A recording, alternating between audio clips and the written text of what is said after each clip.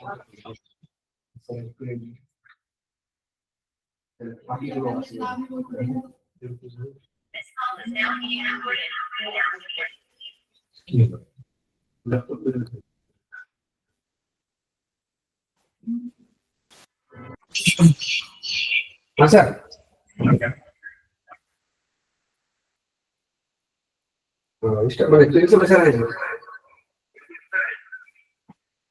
ठीक है, principal sir guide किया है तो प्रिंसिपल सर स्टार्ट कर रहे हैं। ओके ठीक है सर, स्टार्ट करो।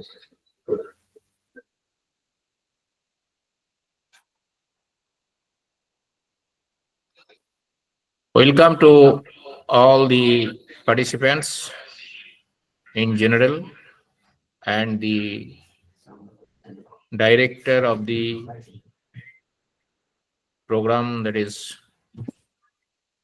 Madam Faiza Abbashi, and the team of the program AMEU MMTTC.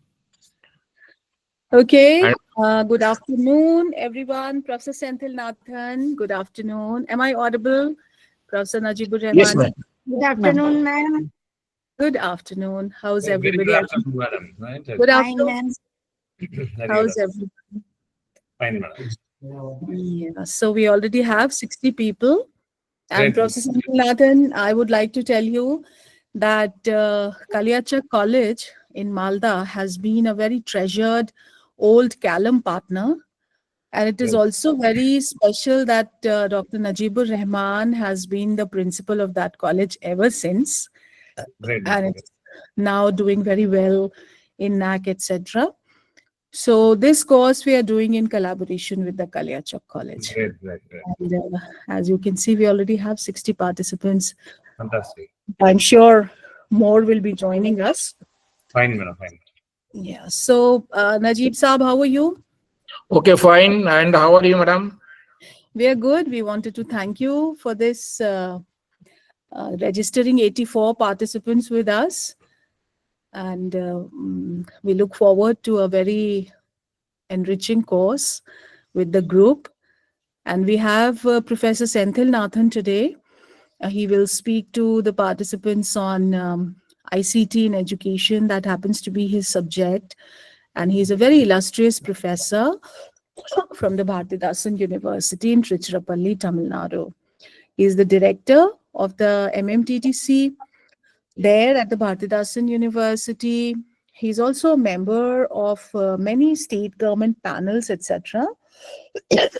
And Professor Senthilnathan has contributed very valuable research to his stream.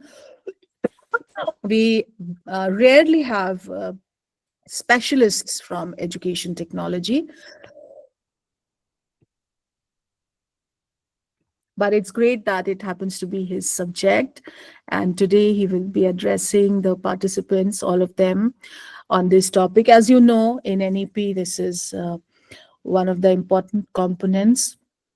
And I'm glad that this college in far east, Malda, the Kaliachak College, is doing so well, investing in the training and development of its faculty, not only its own faculty, but also the faculty of other area around. So I welcome you all, my dear participants, and I wish you the very best. It's over to Professor Senthilnathan for his session today. Thank you very much, madam. Thank you for your warm words of welcome and introduction. Dear participants, I hope I'm audible to all of you clearly. Can the technical team confirm? Yes, very good.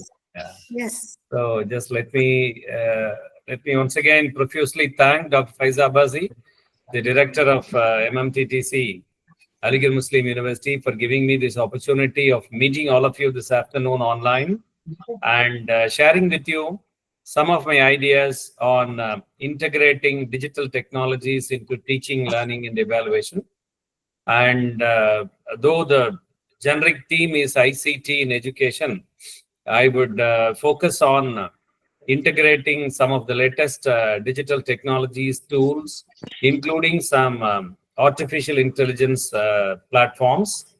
And no doubt this part 2, the second part of the session, will focus a little more on integrating open educational resources, the so-called OER, so that what the NEP intends to happen, that is digital education practices, will happen without much of expenditure on the institution, the learner, the teacher, and of course the parents of the students.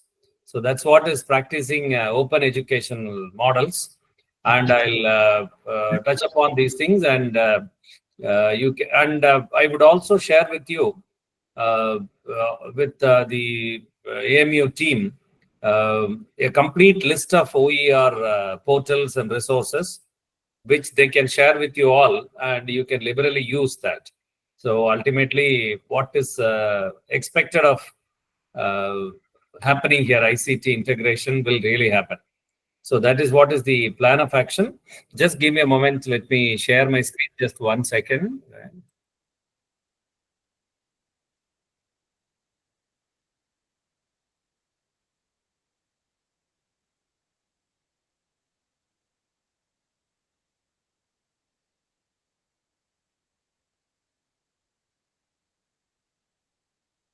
Yes, sir. Rahul Dev Tyagi, you have raised your hand. You have a question, sir?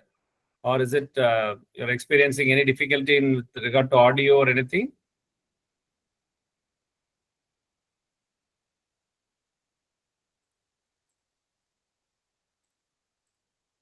I hope my screen is visible. Sorry Yeah. to interrupt you, sir. I'm Yeah. requesting all the participants don't raise hand unless you have a question, because our Google Workspace have got automatic attendance system. So your Okay. attendance is getting recorded. Don't raise hand for attendance. Okay, fine. So, dear, so can you just confirm whether my screen is visible and slides are moving? Perfectly visible and moving. Yes. Oh, great. Yes, sir. Yes, sir. Okay. Just 1 second. I'll just, there is a call from our register.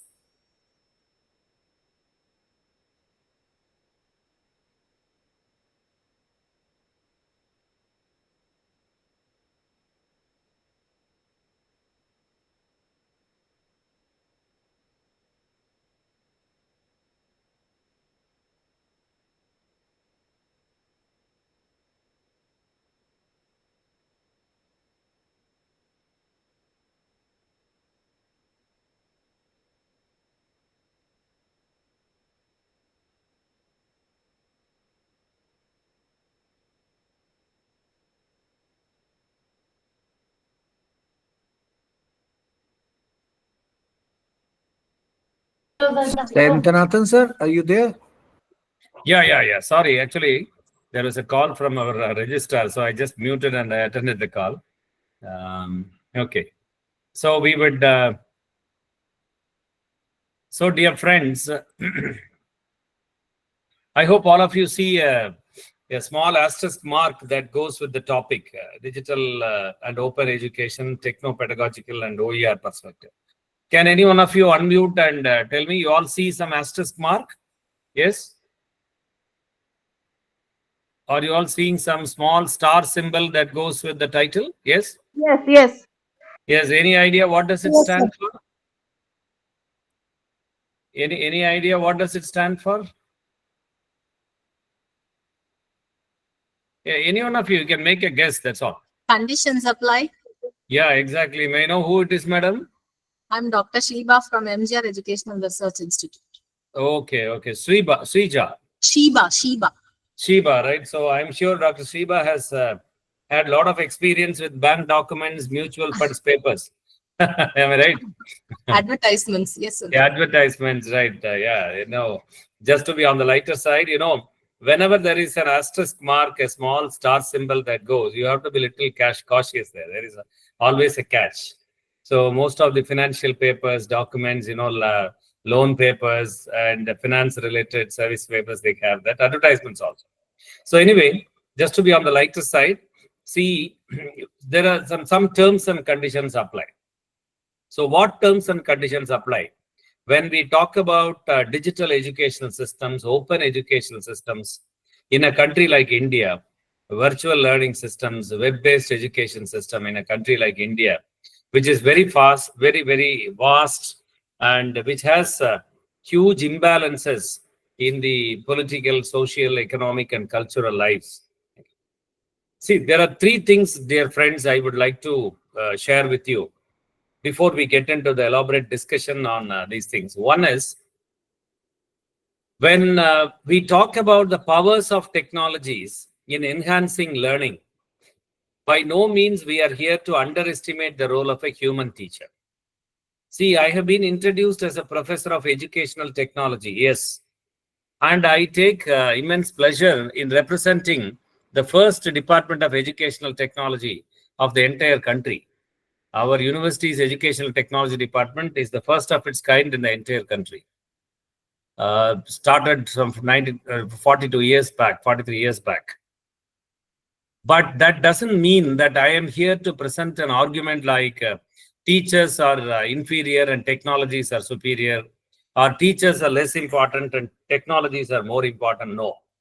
A firm no to it, because the strong belief here is the teachers have a very clear, a very decisive and a very important role to play in the education system. So that is the belief here.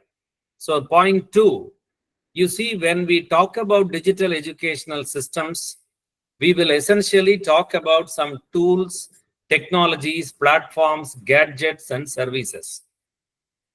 But again, dear friends, that doesn't mean that we look at any of these technologies, platforms, and gadgets and applications, the so-called apps, APPS, as a kind of a replacement for the human teacher. No.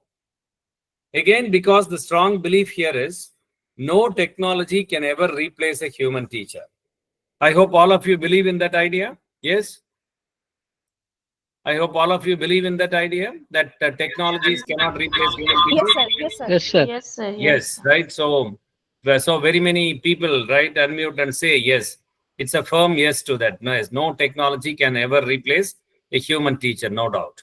But dear friends, please understand, in the context of digital educational models, in the context of 21st century educational systems, the comparison, the discussion is not something like a teacher versus technology.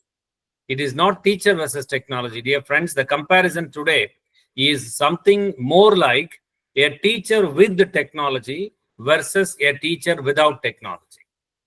A teacher who accepts technology into the professional life versus a teacher who rejects technology from the professional life. Am I making my point clear? Yes? Yes, sir. Yes, right. So the comparison is like that.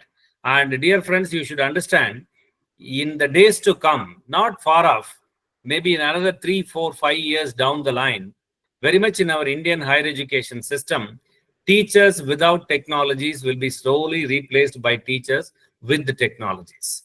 So that is sure to happen. I will explain to you the how it will happen and the way in which certain initiatives, schemes, and programs have been brought in by the government. Of course, in addition to the national education policy. I will talk about that in the due course. So that is the point 2.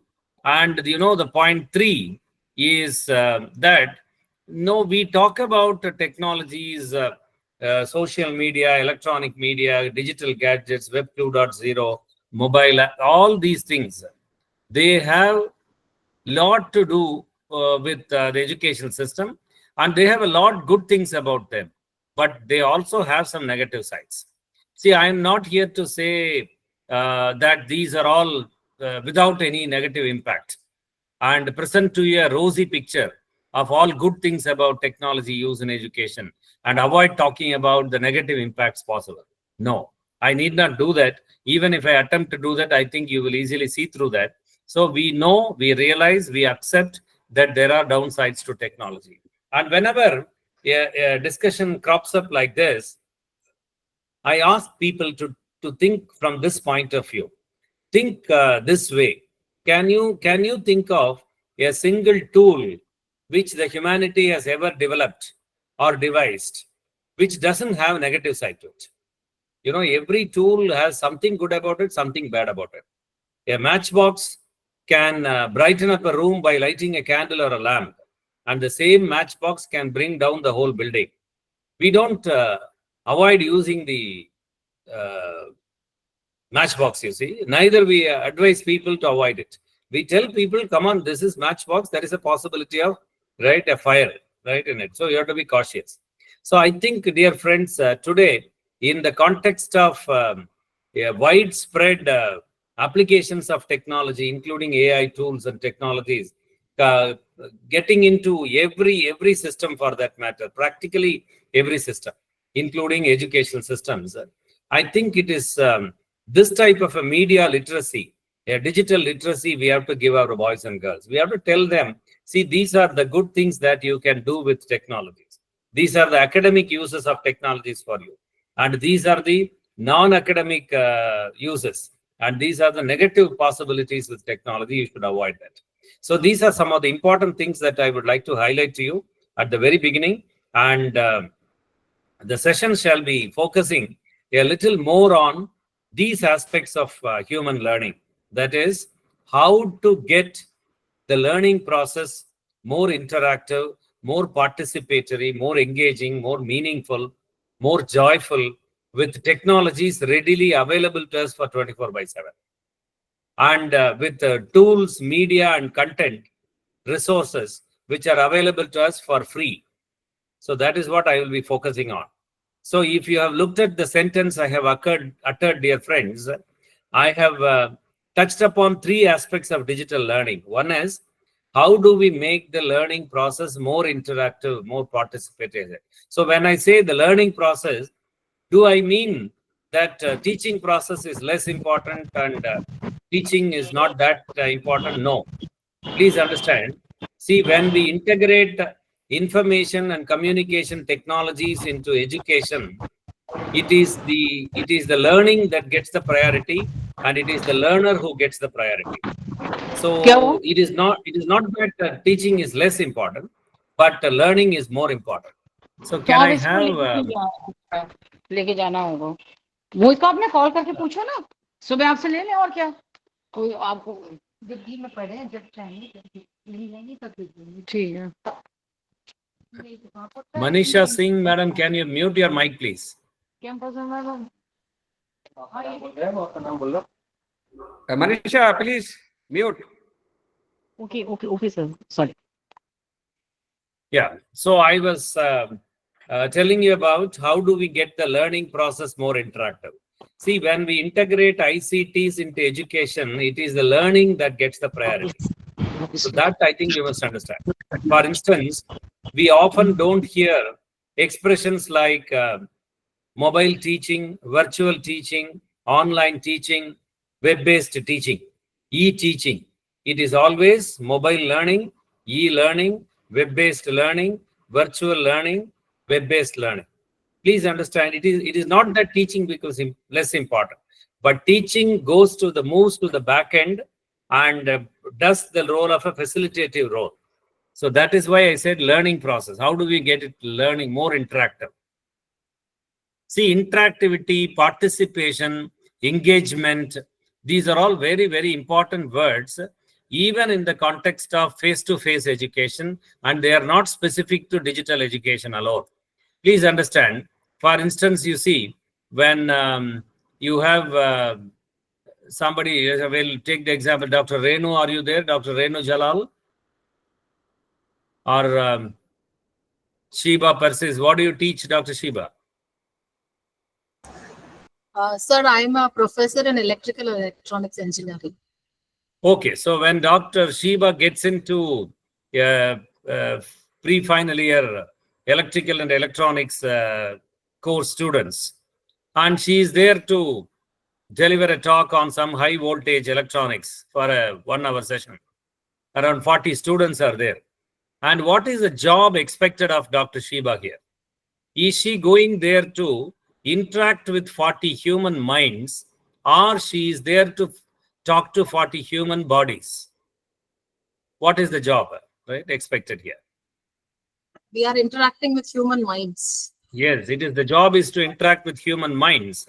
But then again, the question here is, can all the teachers be interactive with all the learners all the time in a class? You know? No, Yeah, sir. so- Actually, it will be a mix of students, Yes, slow right. learners, fast learners. Yes, that's it, right. So some say no, some remain silent, We can understand that it's always a difficulty. But we will talk about some technologies a little later, which can be interactive with human minds every second, every frame. Okay, as much as the human beings interact with the machines can also interact with human minds. We'll see. And how the interactive power of this medium can be tapped for potentially enhancing learning. So that's we'll explore. Participation. Again, dear friends, I hope all of you are participating in this session. You are not simply attending, just to be on the lighter side. Okay. Participation is much more than attending. Right. So, participation is again very, very important. See, I will give you a small a formula. You can understand the power of participation in a class. But you must understand, dear friends, without participation, there is no learning possible. Whether it is a KG class or a PG class, kindergarten or postgraduate, it doesn't matter. Without participation of the students, there is no learning happening. You can be sure of that. I'll give a small formula for you. Maybe this course gets over on some day, right, in future. The next day, you will go back to your colleges and you will get into your classroom. And after delivering a class, while walking back from classroom to staff room, do a small analysis, a very small calculation in the back of your mind. You had some 40 students and you were there for a 1 hour session. Let us imagine this way. So 40 students, 1 hour session. In this context, with how many students you had direct eye contact 3 to 4 times at least, every time, not less than 20 seconds. Okay. So in a 40 students batch, in a 1 hour session, for at least 3 or 4 times, direct eye contact with every learner, not less than 20 seconds every time. You do a small calculation with the very class you just delivered. You will be shocked and surprised to realize that you never had an eye contact with some students at all in the entire 1 hour. You will realize this. And some students avoided eye contact with you for the entire 1 hour. In fact, we funnily say some students avoid eye contact with you for the entire semester sometimes. Okay, to be on the lighter side, we say like that. Okay, so you can be sure of one thing, that all these boys and girls who lacked eye contact with you, they were disconnected from you in one way or the other. You can be sure. Okay, so you make some small efforts. Next day onwards, you start consciously building eye contact with boys and girls. Every time, it's 20 seconds. Some minimum 3 times or 4 times in a 1 hour session. You will see a remarkable improvement in happening what is called a classroom climate. Okay, and in about 10 days, you will see a remarkable improvement in the classroom climate that you create in your class. You will see that. Okay. Anyway, coming to the next thing, that is nothing related to the technology integration and engagement, more engaging. See, I don't think there is anybody young enough to mistake that engagement, that long back it is over for all, most of us. And we are really struggling hard out of it, right? Okay. So what engagement I'm talking here is the keeping the human minds and emotions engaged. Okay. And this word engagement is a very powerful word in psychology, pedagogical sciences, film studies, communication studies, because these fields directly work with human minds and emotions. And I would always tell my dear friends, teachers like you, you just make a small comparison. You understand better this concept of engagement in the classroom. Look at a classroom. You go there with very, very relevant, meaningful, and useful content. You know that, and your students also know that. But what is the level of engagement happening inside a classroom? Okay. When a teacher interacts with students, and compare it with another scenario, another context, a cinema hall, a theater. You don't find actors and actresses coming there in person. You find only a flat white screen. And opposite to the screen, you find 200, 300 adult matured minds sitting there, not for 1 hour like our classrooms, but sometimes 2 or 2.5 hours. What is the level of engagement happening in the theater? Okay. You will understand this. See, when you sit in a theater and when the lights are turned off, probably all our intelligence, research, everything goes away. And we start believing what is happening on the screen as a reality. We become one with the screen. We get glued to the screen. We wipe our tears without our neighbor's knowledge whenever there is a sorrowful scene. Don't we know that it is all imaginary? Don't we know that it is nothing really happening? But you feel little nauseating when there is hot blood, right, spread on the screen, right? You feel, oh my God, what is that? Such a lot of violence, such a lot of bloodshed. Oh, I couldn't even eat that night properly. You say something, make a comment like that. So that is the power of the medium. The audio-video combinations, the visual cues, the digital technologies together can penetrate into a human mind and occupy your mind very strongly and influence your emotions. And it can have a psychosomatic effect in a human being, right?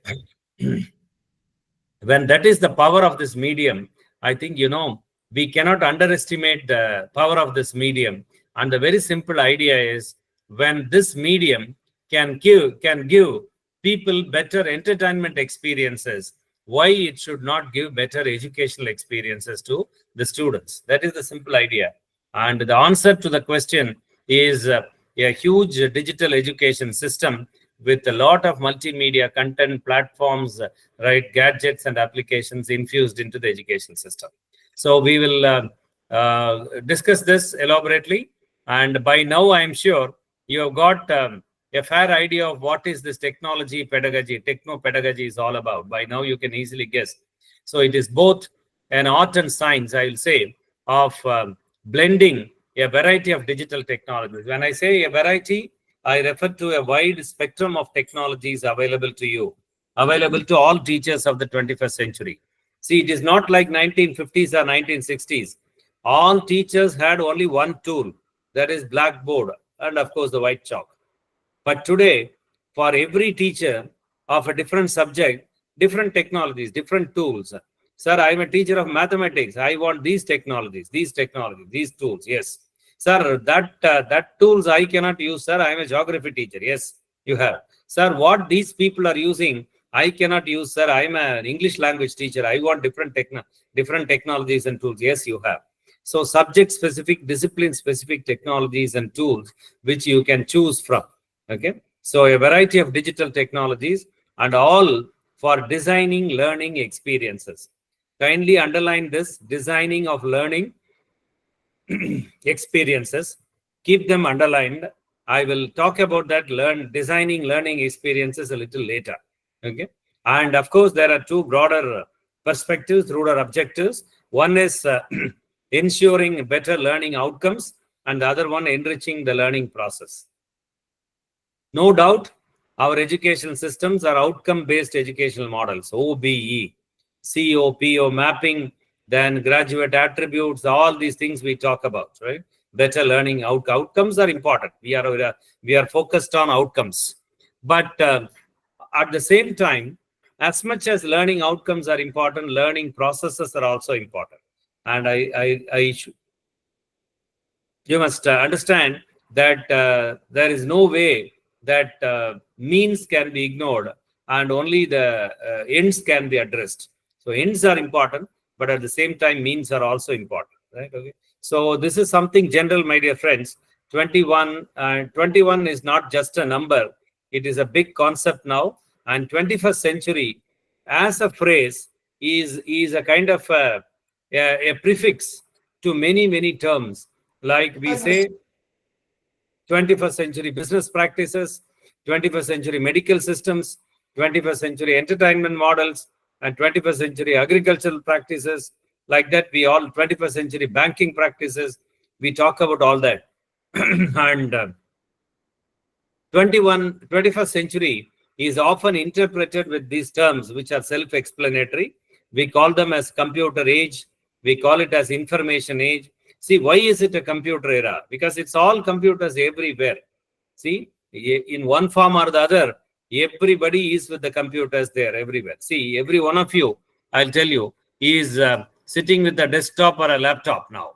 And if you're sitting with a desktop or a laptop, you have your mobile phone, smartphone with you on the table.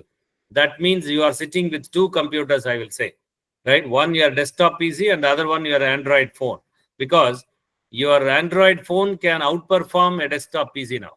It can be much more than a laptop PC now these days, right? So that is why I say it is computer era everywhere, and it is information era. Why? Because this is a world literally flooded with information.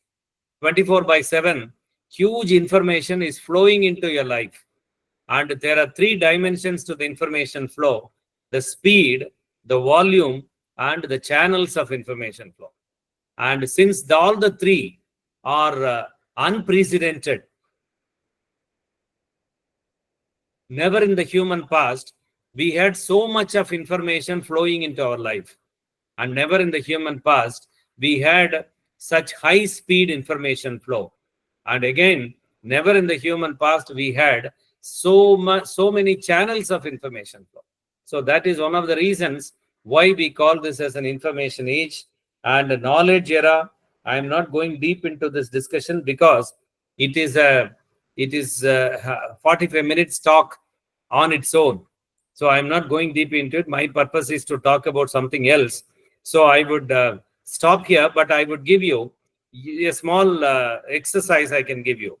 Just go to Google during a tea time or evening after 6 o'clock. You can just go to Google and search with a keyword like 21st century learning. Give 21st century learning as the keyword and search on Google. You will find a lot of literature, right? A lot of PDFs, PPTs, videos, audios coming on this topic. And you may find one document. The title of the document is 21st Century Learning. It is by an author, Richard Riley, R-I-L-E-Y. Richard is the regular spelling. And you will find a lot of meaningful discussion about knowledge in the knowledge era and what are the dynamics of knowledge change in the knowledge era, and what you and I, the knowledge creators and knowledge disseminators, what are we supposed to do, right, in the knowledge era, and all these things you will get to know. Very interesting. Why I appeal to you to do this is because you are a teacher in the knowledge era, and your teaching career will end before the knowledge era ends. So you must understand the dynamics of knowledge era education so that you will make yourself a little more informed teacher, a little more relevant teacher to the knowledge era. That is what I appeal to you. We call this as a digital era. What is so digital? I hope all of you see some images on the screen. Are you all seeing that? Yes? Some Yes, sir. images. Yeah. So from there, can you tell me what is this digital?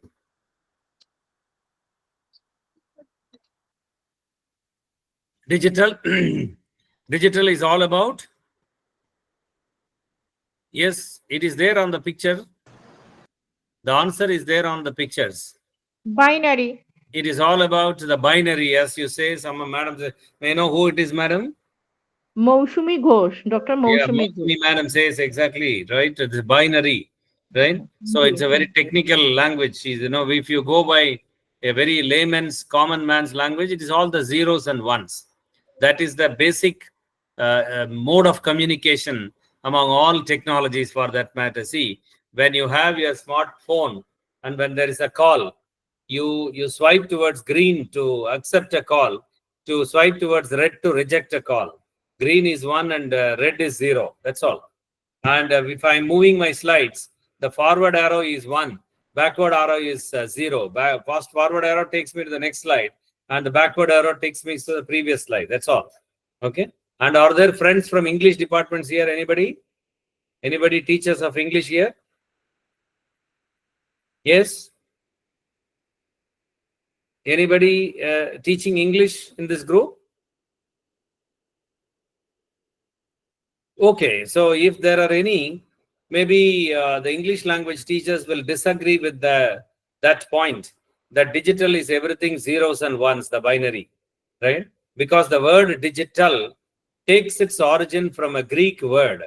The Greek word digitus, digitus means fingertips. So any of these technologies, let it be a keypad or a mouse or a touch screen, all these which you operate with the help of your fingertips, they become digital.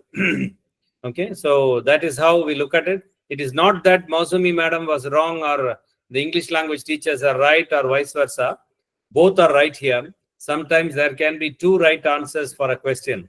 So we will go with a simple understanding that when we integrate digital technologies into learning, then what happens is digital learning. We will explore that in detail. And I gave you earlier Richard Riley report, okay, the 21st century learning. And parallelly in another window, you can explore this document, 3 E's of the digital age education. A very good article. It is a report. It is not an article, it is a report of the project tomorrow. Funded by UNESCO. No doubt it is a 2011 document, some 13, 14 years gone. But there is a lot of meaningful discussion on the power of small e, the electronic technologies, in creating an education system which is technology enabled, which is engaged and which is empowered. And technology enabled learning is a concept. Please, dear friends, technologies are great enablers because they enable us to do certain things which we could not do some 20 years back.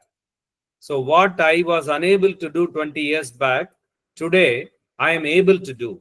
In between, what happened is the enabling process. And what has enabled is the technologies. A small example I can give you. About 20 years back, I was unable to withdraw my money from my bank anytime, anywhere. So I have to go to the bank before 2 o'clock and across the counter with the metal token system only I can withdraw my money.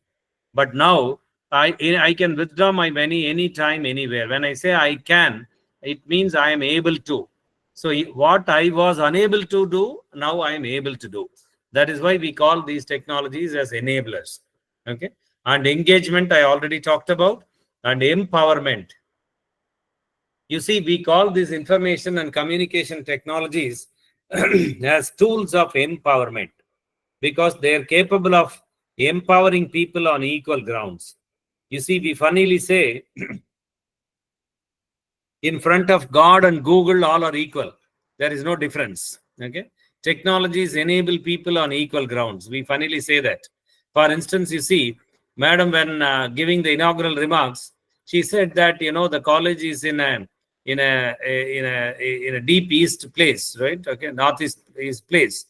And it doesn't make any difference at all. A student sitting in IIT Mumbai or a student sitting in IIT Madras or a student sitting in a remote college, right? It doesn't make any difference at all because Google will give both the students sitting in these two institutions the same learning resources. So the same learning opportunities go to a rural student sitting in a small village and a metro student sitting in IIT Bombay or IIT Madras. It doesn't make any difference, right? So that is why, you see, learning will differ from person to person, but the learning opportunities all are given the same learning opportunities. That is why I say, right, technologies are, right, great level playing grounds, right? And I request all of you to read this. Right? Kindly read this slide, all of you, as quickly as possible.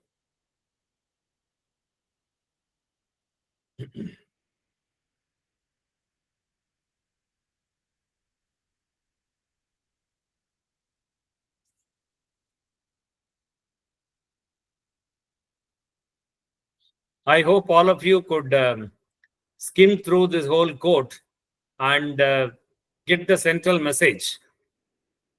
And any idea why I asked you to read this slide yourself? Anyone, please? Anyone? Subrata Kumarji, Rahul Dev, Julesta Begum, Amarjeet, any one of you, please. Any idea why I asked you to read it? To compare the situation, sir. To compare the Yes, sir. situations, right? Well, Subrata ji gets into the content of this quote, but there is something technical I would like to share with you. See, all of you make PowerPoint presentations, am I right? Right. Yes? Fine. And before making PowerPoint presentations, PowerPoint slides, there are a couple of things you should remember, my dear friends. You see, there are some rules that go with PowerPoint slide making.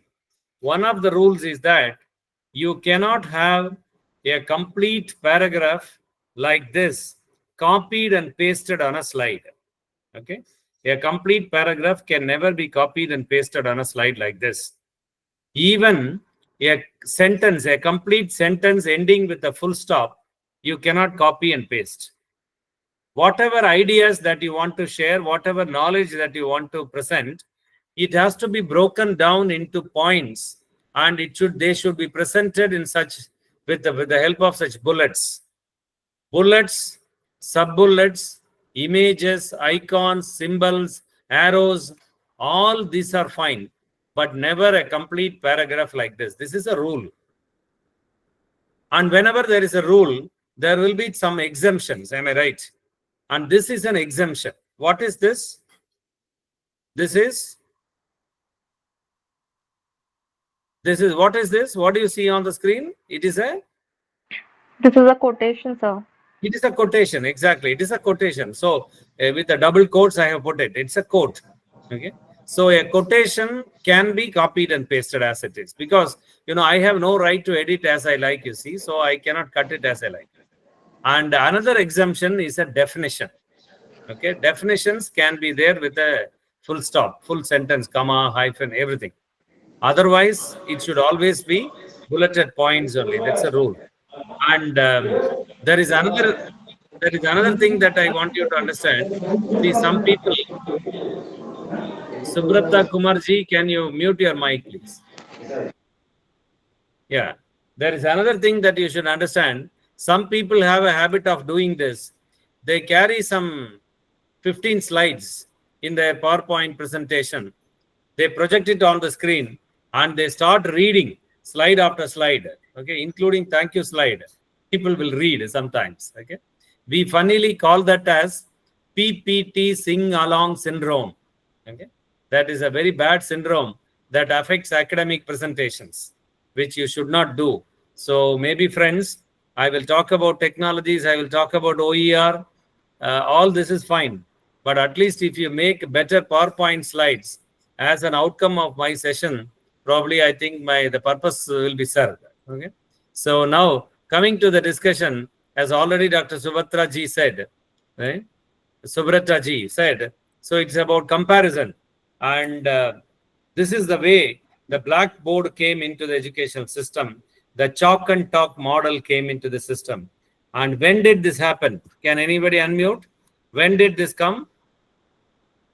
When was it that the blackboard got introduced into the classroom? 1830.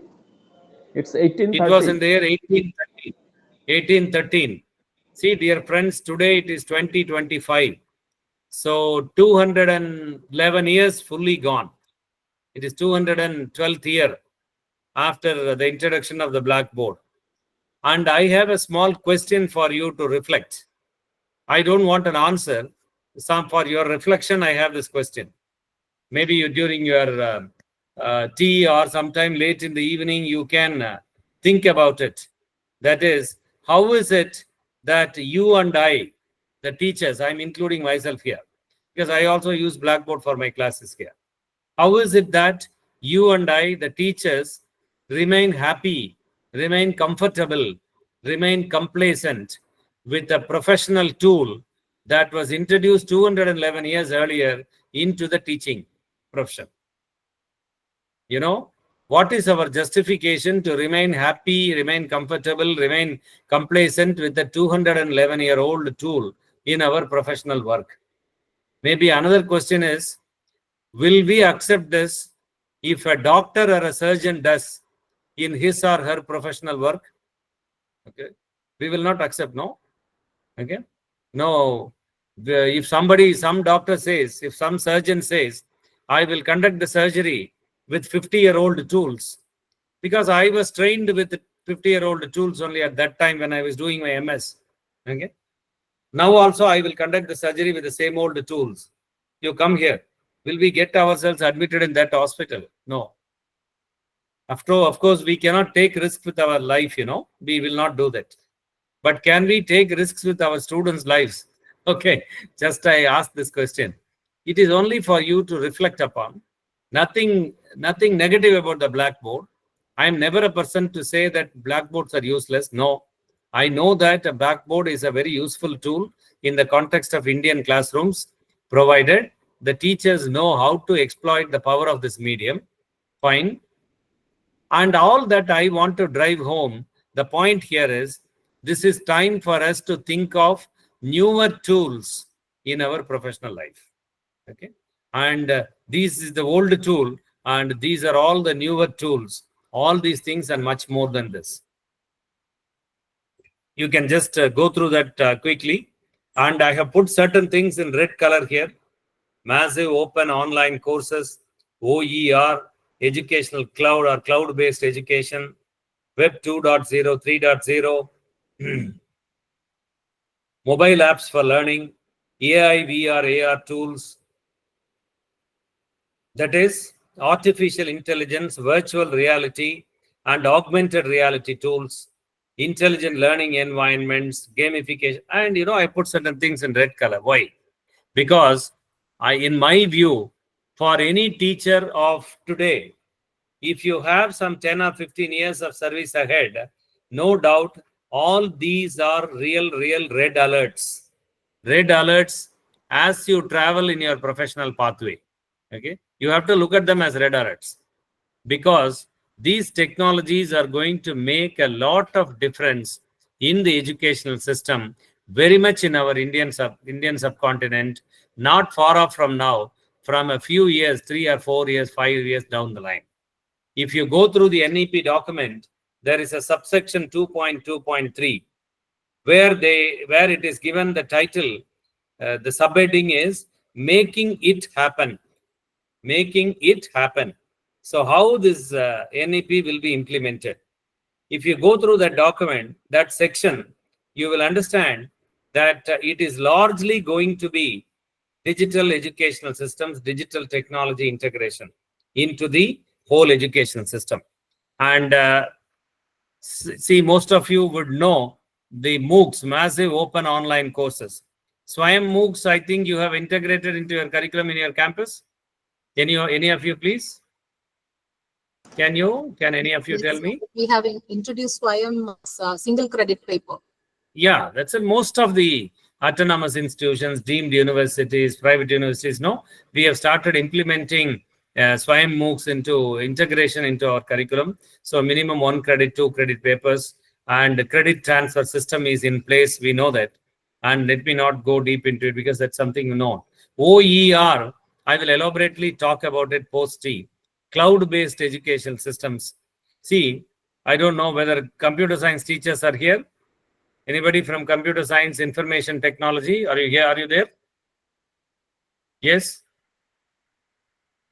Or otherwise, I would tell you, all non-science engineering, non-IT people, non-computer science people sitting here, you don't ask any computer science person, what is this cloud technology? I would tell you not to do that. If you ask them, what is this cloud technology, cloud-based storage, cloud-based services and all, they will talk a lot of technologies and you may get a little scared. You may get a little threatened. Oh my God, cloud is something big like this. But I will tell you, you already know cloud-based systems. That is how a very simple approach that we will take, right? You know, a very common man's, layman's approach you will take. For instance, every one of you, you have a Gmail account. Am I right? Yes, anyone? Right. We have Yes. Gmail accounts. Yeah. So that means it is not a Gmail account. It is actually a Google account. It is an account for the Google Cloud apps. So the Google Cloud offers you plenty of applications, apps. Google Drive, Google Doc, Google Slide, Google Sheets, right? Google Forms, Google Jamboard, Google Meet. All these are applications which Google Cloud provides you. And whenever you use any of these applications, you are using Google Cloud. And when it is meant for education, it is ultimately cloud-based education. So that is how we look at it. Very simple thing. Web 2.0, Web 3.0, right? All these things. I funnily say, see, Web 2.0, 3.0, if you know it is good, otherwise it is very good. Okay. In Tamil, we have a saying, Therinja nalladhu, theriyatti romba nalladhu. Like, you know, we funnily say that if you know it is good, otherwise it's very good. Don't worry. See, these are all technical terms. Okay. See, for instance, I will tell you, probably you never knew that you were in Web 1 sometime. Right? Sabana, madam, you have any questions? Sabana Biswas? Okay. So, you never knew that you were in Web 1 at a particular time. And you never knew that you were moving to Web 2.0. Right? That's never told. And it just happened. I'll give a small example here. Right? Maybe Dr. Wahida Firdaus is here. Are you there, ma? Dr. Wahida? Or Dr. Huma Hilal, are you there? Tajamul Haq, are you there, sir?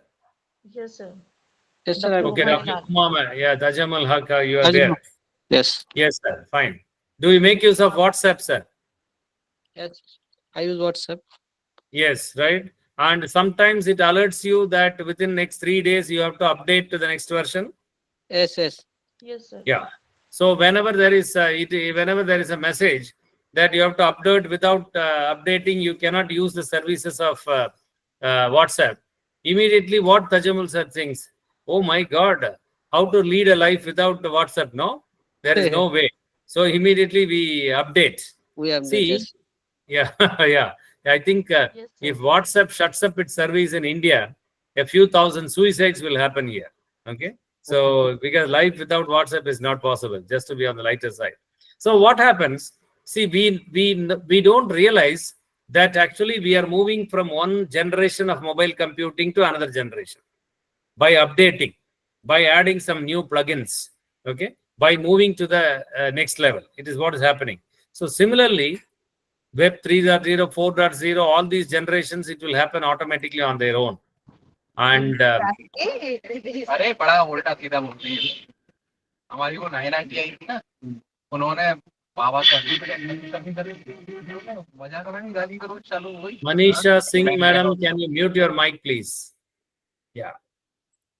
Fine.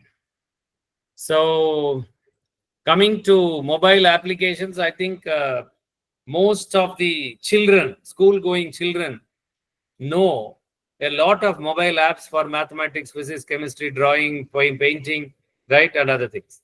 So when it comes to AI, VR, AR, artificial intelligence, virtual reality, augmented reality, AI, VR, AR tools, I would go to the next level. See, there is something called intelligent learning environments.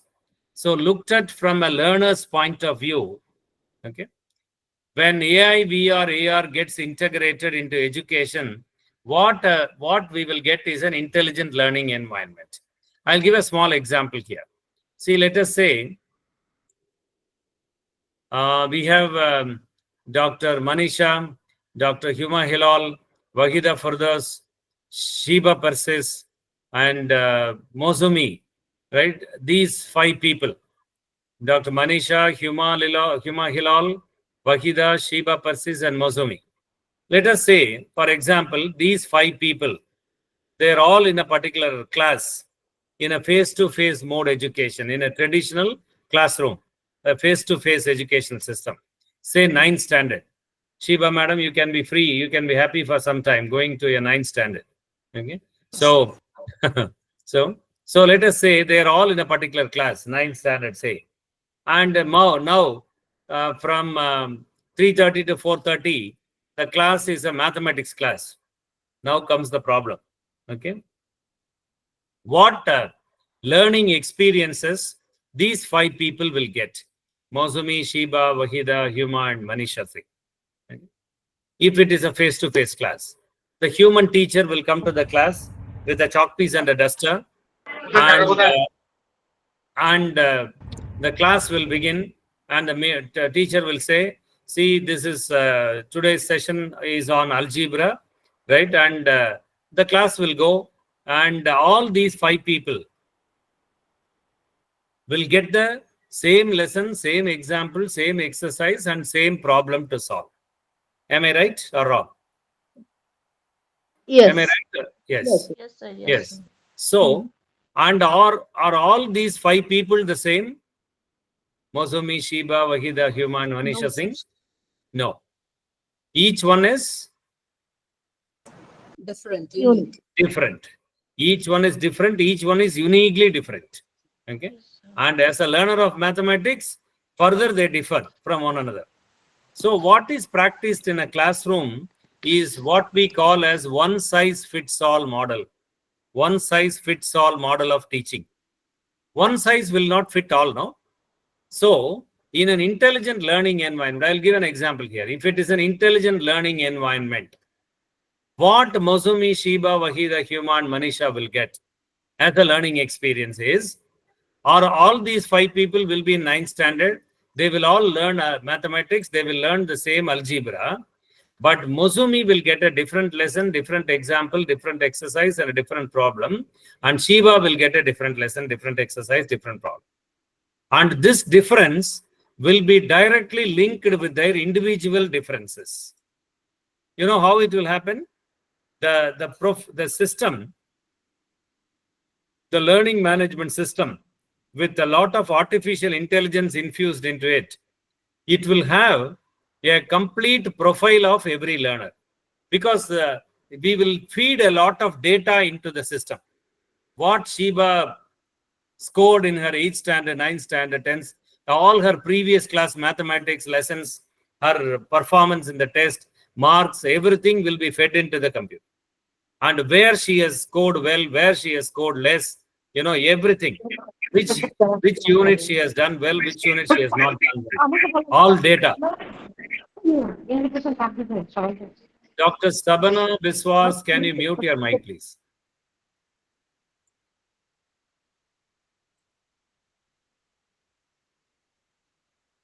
So the system will have a complete profile of Wahida as a learner, Huma as a learner, Manisha Singh as a learner, Sheba Persis as a learner of mathematics also.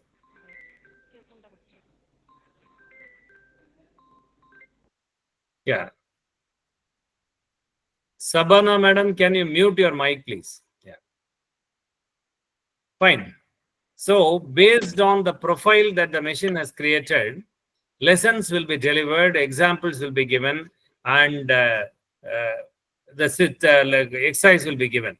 So it is not one size fits all model. It is every learner having a different learning pathway. Sheba Persis travels in a different learning pathway. Wahida chooses a different learning pathway. Huma travels in a different learning pathway. And Manisha is provided with a different learning pathway. And now tell me, who will create all these learning pathways? Who will do that? Any idea? Anybody?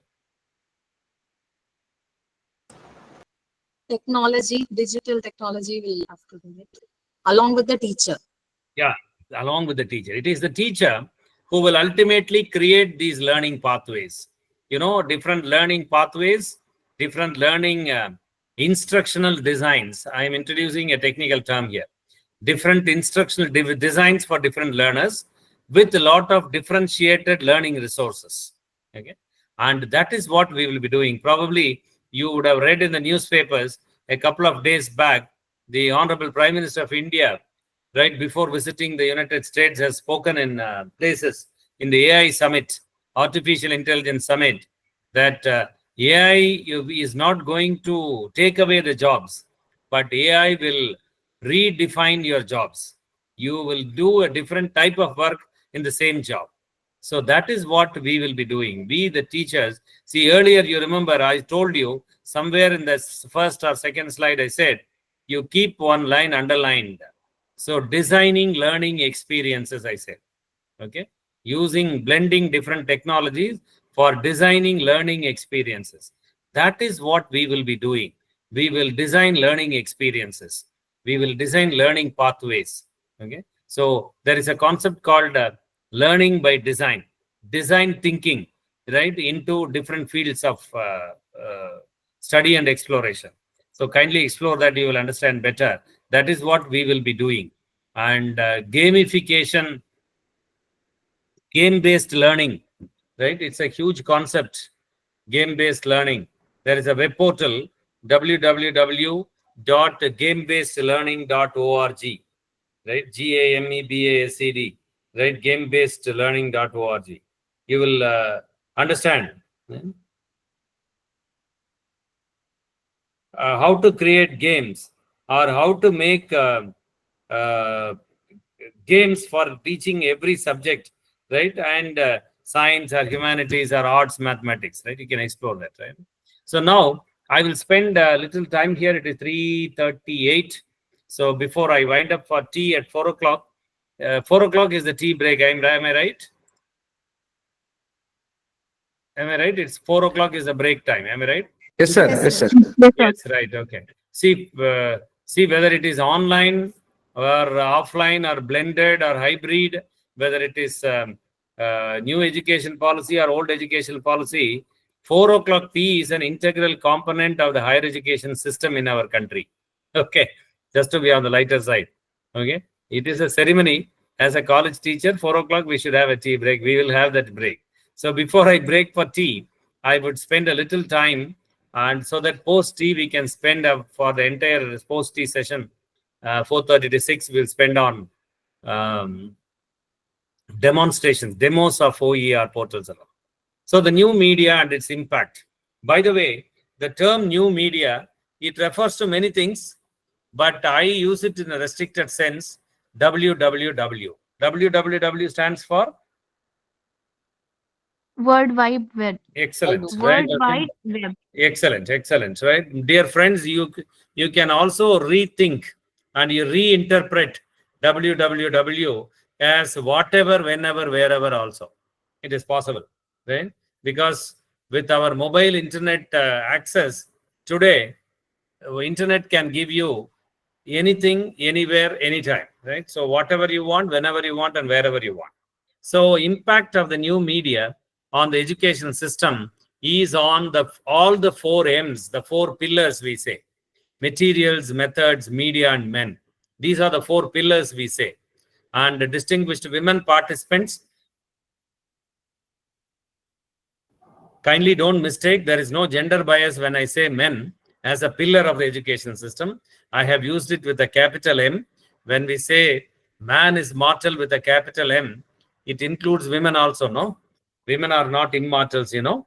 Okay, so it is in that sense I use men here. So materials, methods, media, and men. And I would tell you, my dear friends, simple comparisons will make you understand these things better. For instance, take the word materials and make a small comparison. Go back to your 6th, 7th, or 8th standard in your schooling. What were the types of learning materials you were using? And look at the 6th or 7th or 8th standard students in your family, in your neighborhood. What learning materials are they using? If you compare, you will understand that there is a lot of technology integration into the learning materials that our boys and girls are using, the learning resources. Methods. See, whenever we talk about methods, there is a comparison between methods of learning and methods of teaching. Okay, and methods of learning, some of the reports say they undergo revolutionary changes very fast. which is undergoing revolutionary change? Methods of learning and methods of teaching. They are for some reason stuck with the old. Okay, and the reports say that methods of teaching are not changing because teachers do not bring in changes, and methods of learning are changing very fast because the changes are brought in by the learners. Okay, probably because the teachers want to remain happy in their comfort zones of chalk and talk model. So it is ultimately chalk and talk, you see. See, we talk about problem-based learning. We talk about task-based learning. We talk about flipped model. We talk about active learning methodologies, right? We talk about activity-based learning. We talk about game-based learning. All these things we talk about. But when it comes to the real practice, it is largely chalk and talk. You can do a small analysis. At the end of the program, you go back to your college, just take a walk around, right, and observe your own colleagues' classes, 15, 20 classes you observe, right? You will realize that more than 80% of the classes are still going on in chalk and talk mode, lecture demonstration mode, lecture discussion mode. That's how you will go. And that is where I think we have to understand. Media, okay? The media for education, when you want to discuss educational media, there is a small problem in understanding this educational media, dear friends, because you can just a small analysis you can do. Most of us in this group, in this Meet ID, 80, somewhere 65, 60 people, you and I, we were all born and brought up in a print media culture. Okay? And our parents also belong to a print media culture only. Maybe our great-grandparents belong to an oral media culture. There was a time, maybe in the Gurukula model of education, in the very early times, the Guru spoke and the Sishyas listened. That's all. Not only in India, even in the Greek tradition of knowledge, in the very early Egypt, right? The so-called the masters, right? They spoke, and the disciples, they just listened. It was all oral. Okay, and it was all oral media culture. And then came the print media culture, and our boys and girls, our sons and daughters, and our small boys and girls, the next generation kids, they all belong to a digital media culture. Their lives are deeply immersed in digital media culture. I would like to quote here the New York Times. There is a daily, New York Times. Somewhere in 2016, they wrote an editorial. They wrote something like this: learning like culture was once an oral thing. And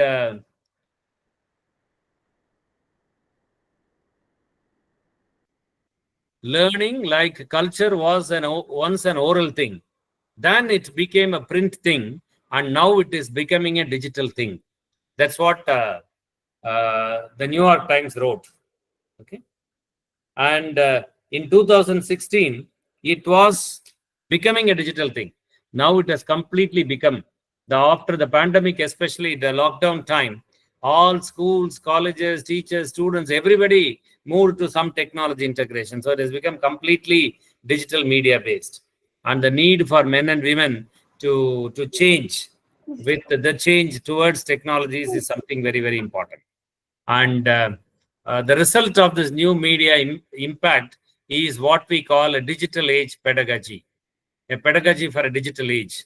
Of course, there is an informal expression available called digigaji, Digigogy.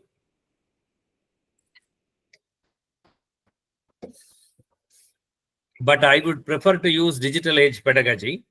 And please understand, if you understand these four dimensions of digital age pedagogy, I think you will understand holistically digital age pedagogy. The four things are digital generation of learners. I would take 2-3 minutes more to explain this. And digital learning environments, digital edutainment media, and digital generation of teachers. See, if you take the second one, digital learning environment. So a very simple thing, right now, it is a digital learning environment, you see. See, maybe Dr. Siddhi Jaiswal, where are you placed now? Subrata Kumarji, where are you sitting? Yes, sir. Siddhi Jaiswal, madam, where are you placed? Where are you located? Sir, I'm in Sultanpur. She is in Sultanpur. Then Uttar Subrata Pradesh, sir. Kumarji. Kindly unmute, sir. I am in Malda, sir, West Bengal. Malda, West Bengal. Sheba, madam. Sheba, are you there, ma? Sheba, madam.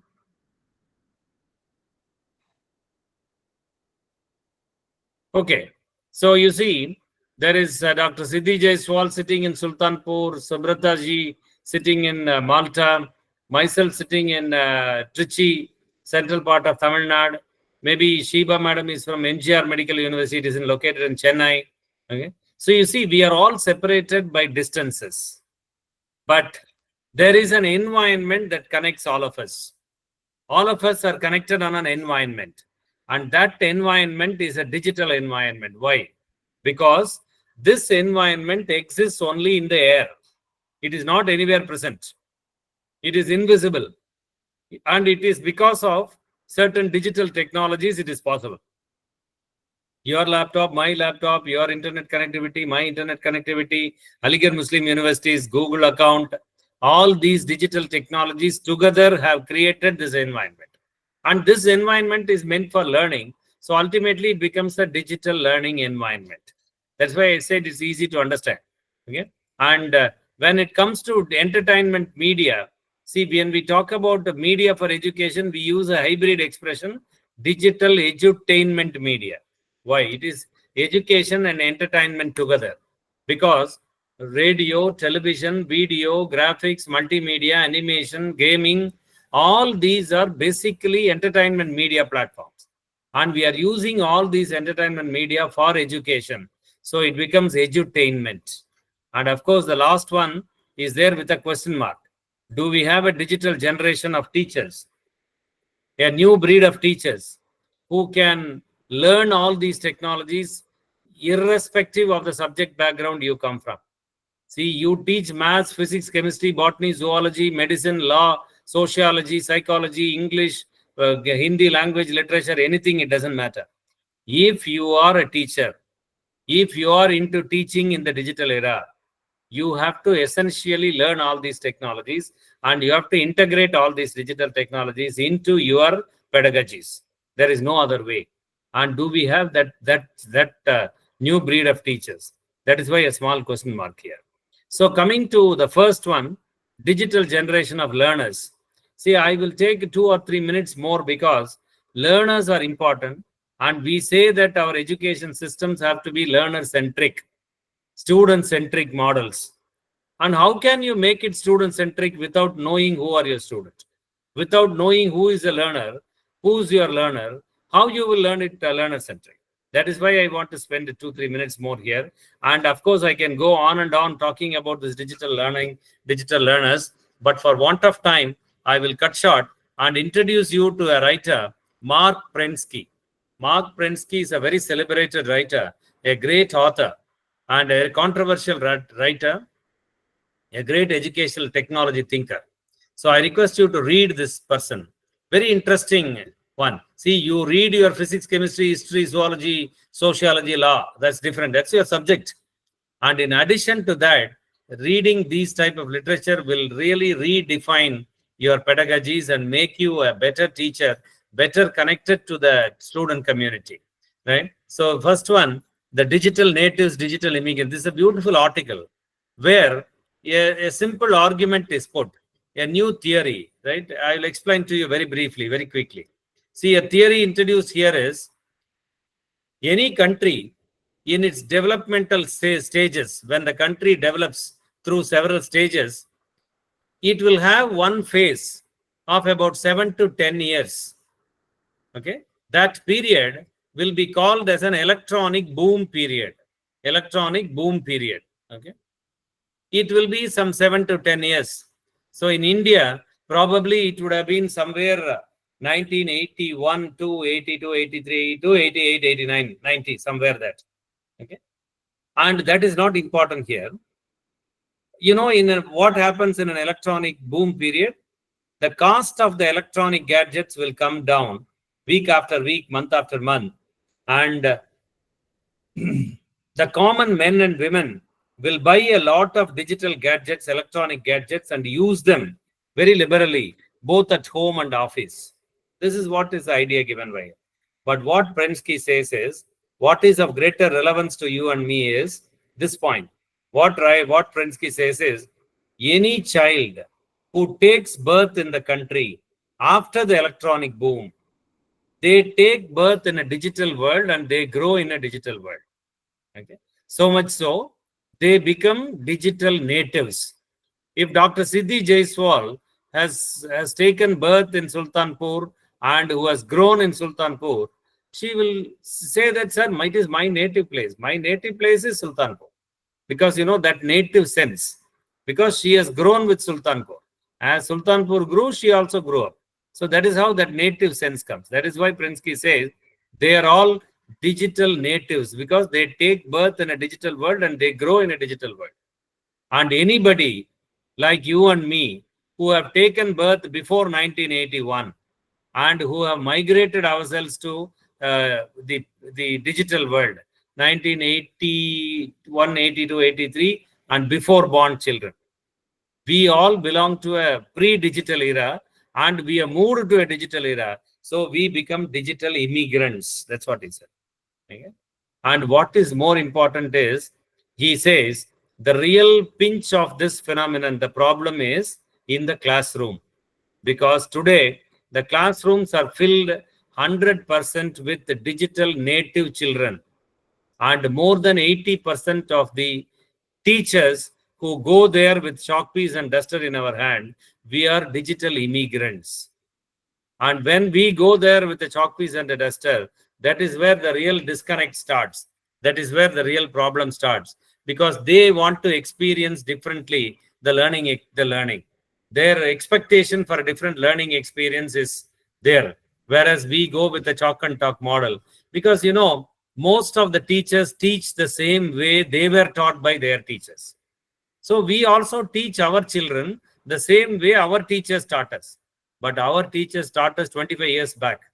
After 2.5 decades, how to teach our children the same way? No. That's why that is what is the point here, right? I request you to read these people, right? Interesting. Some of the ideas, maybe I'm left with another 6 minutes. I will quickly run through this. Okay. So this is one of the ideas of Mark Prensky. Hope all of you see a small image there, a funny picture. Are you? Yes, anyone, please? Yes, sir. Yes, right. So this is just for the to be on the lighter side.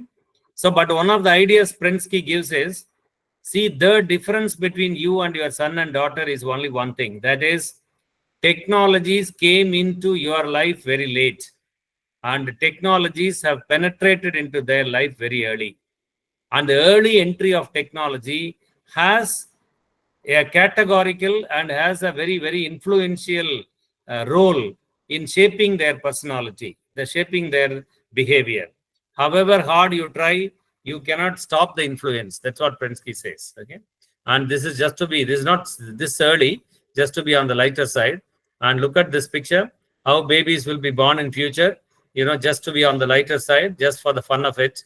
Okay, and look at this picture, a young mother doing some online activity.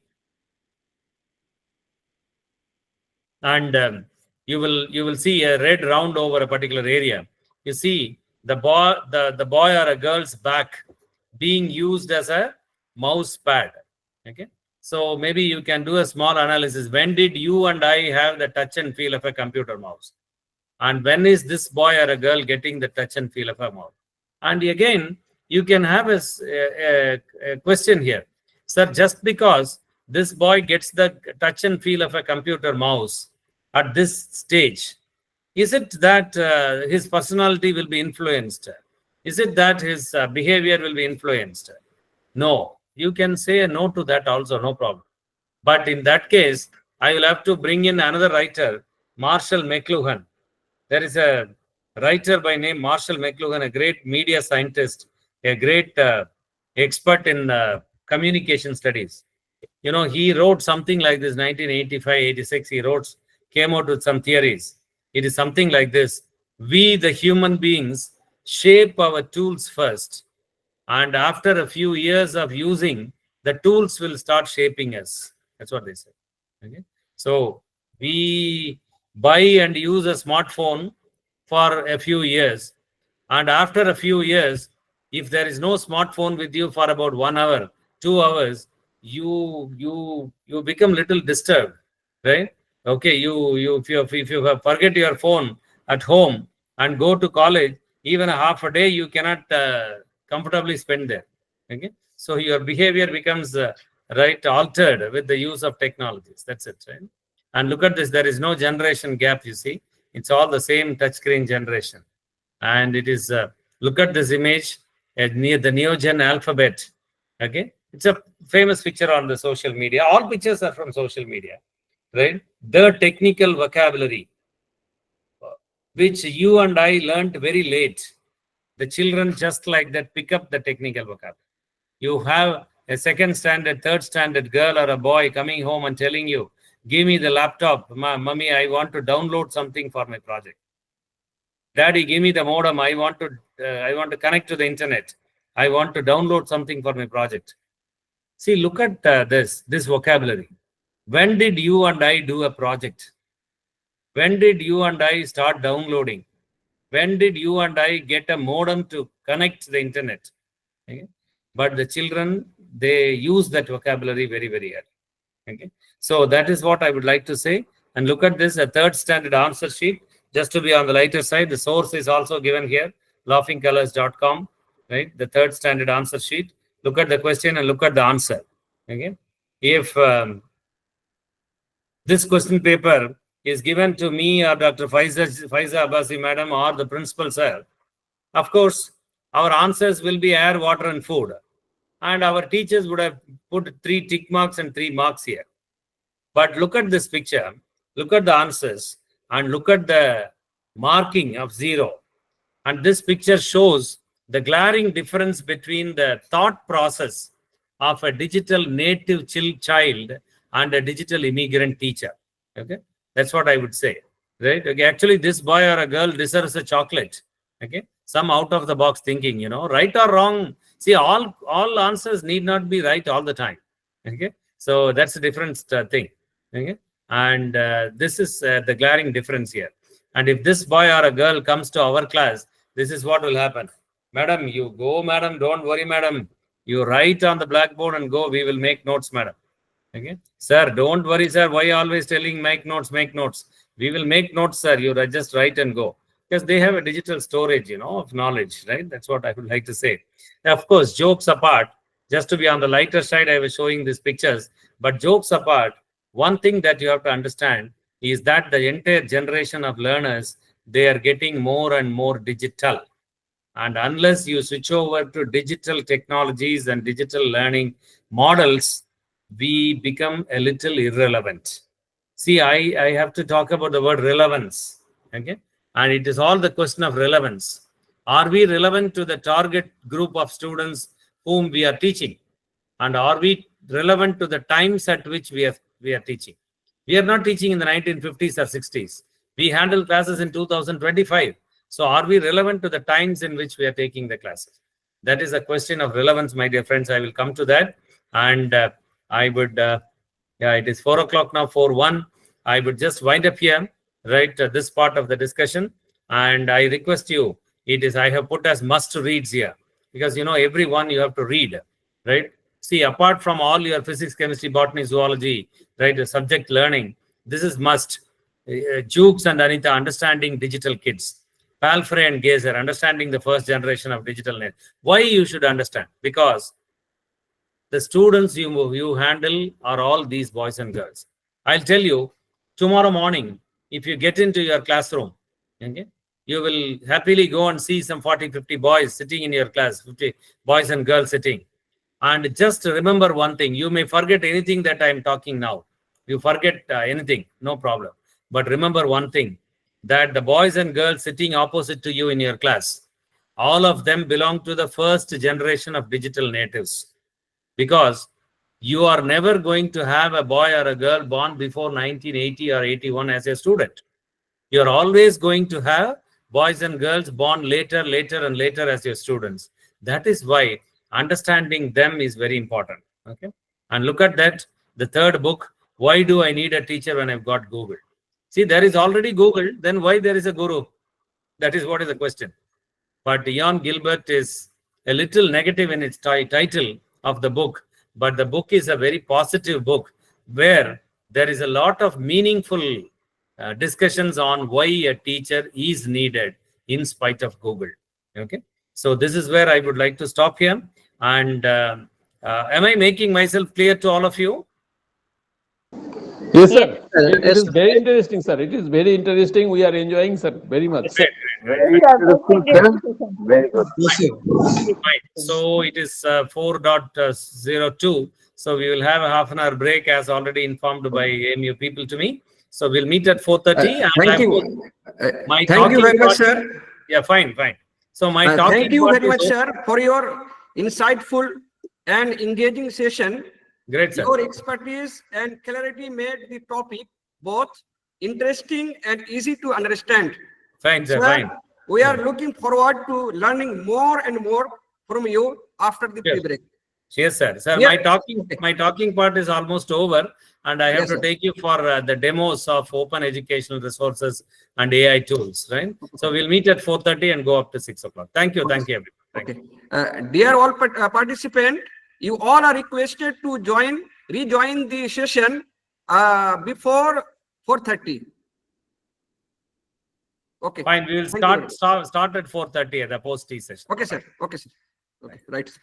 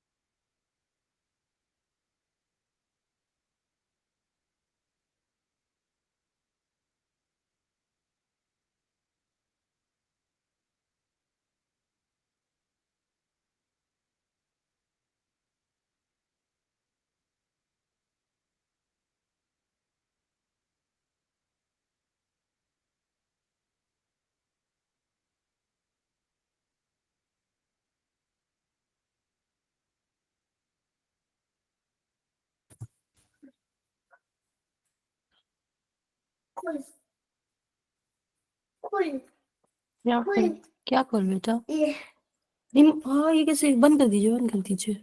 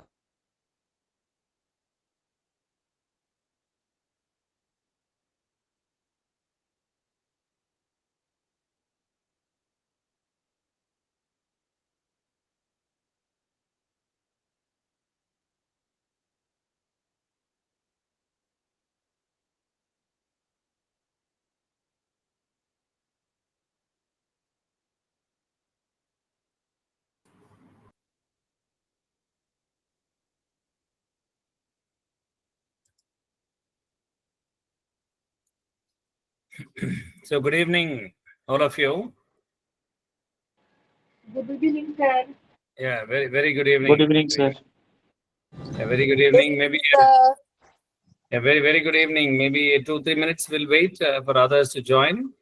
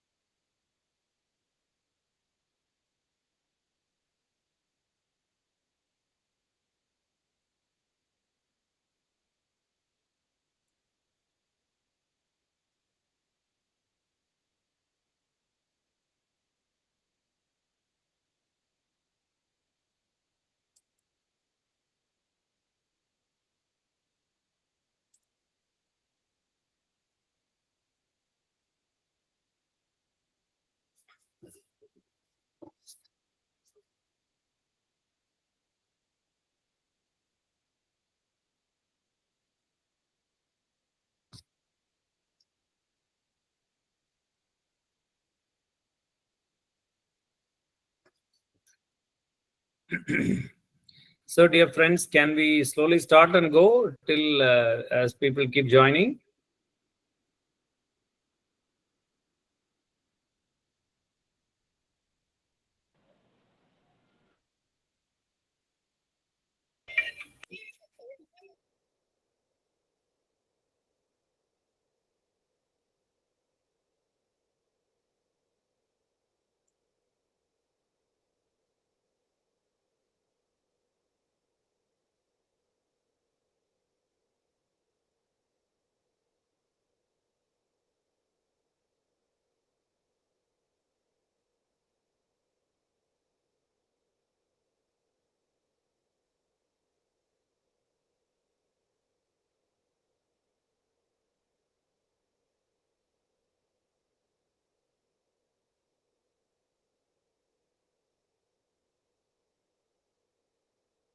Subrata Kumarji. Sir. So, shall we start slowly and go and Yes, sir. let people keep Yes, sir. joining? Please start. Please start, sir. Yeah. And if there is any WhatsApp group or something like that, you can put up a message asking people to join. Sure. Yeah, okay. So, dear friends, let us proceed with the discussion. And as I told you,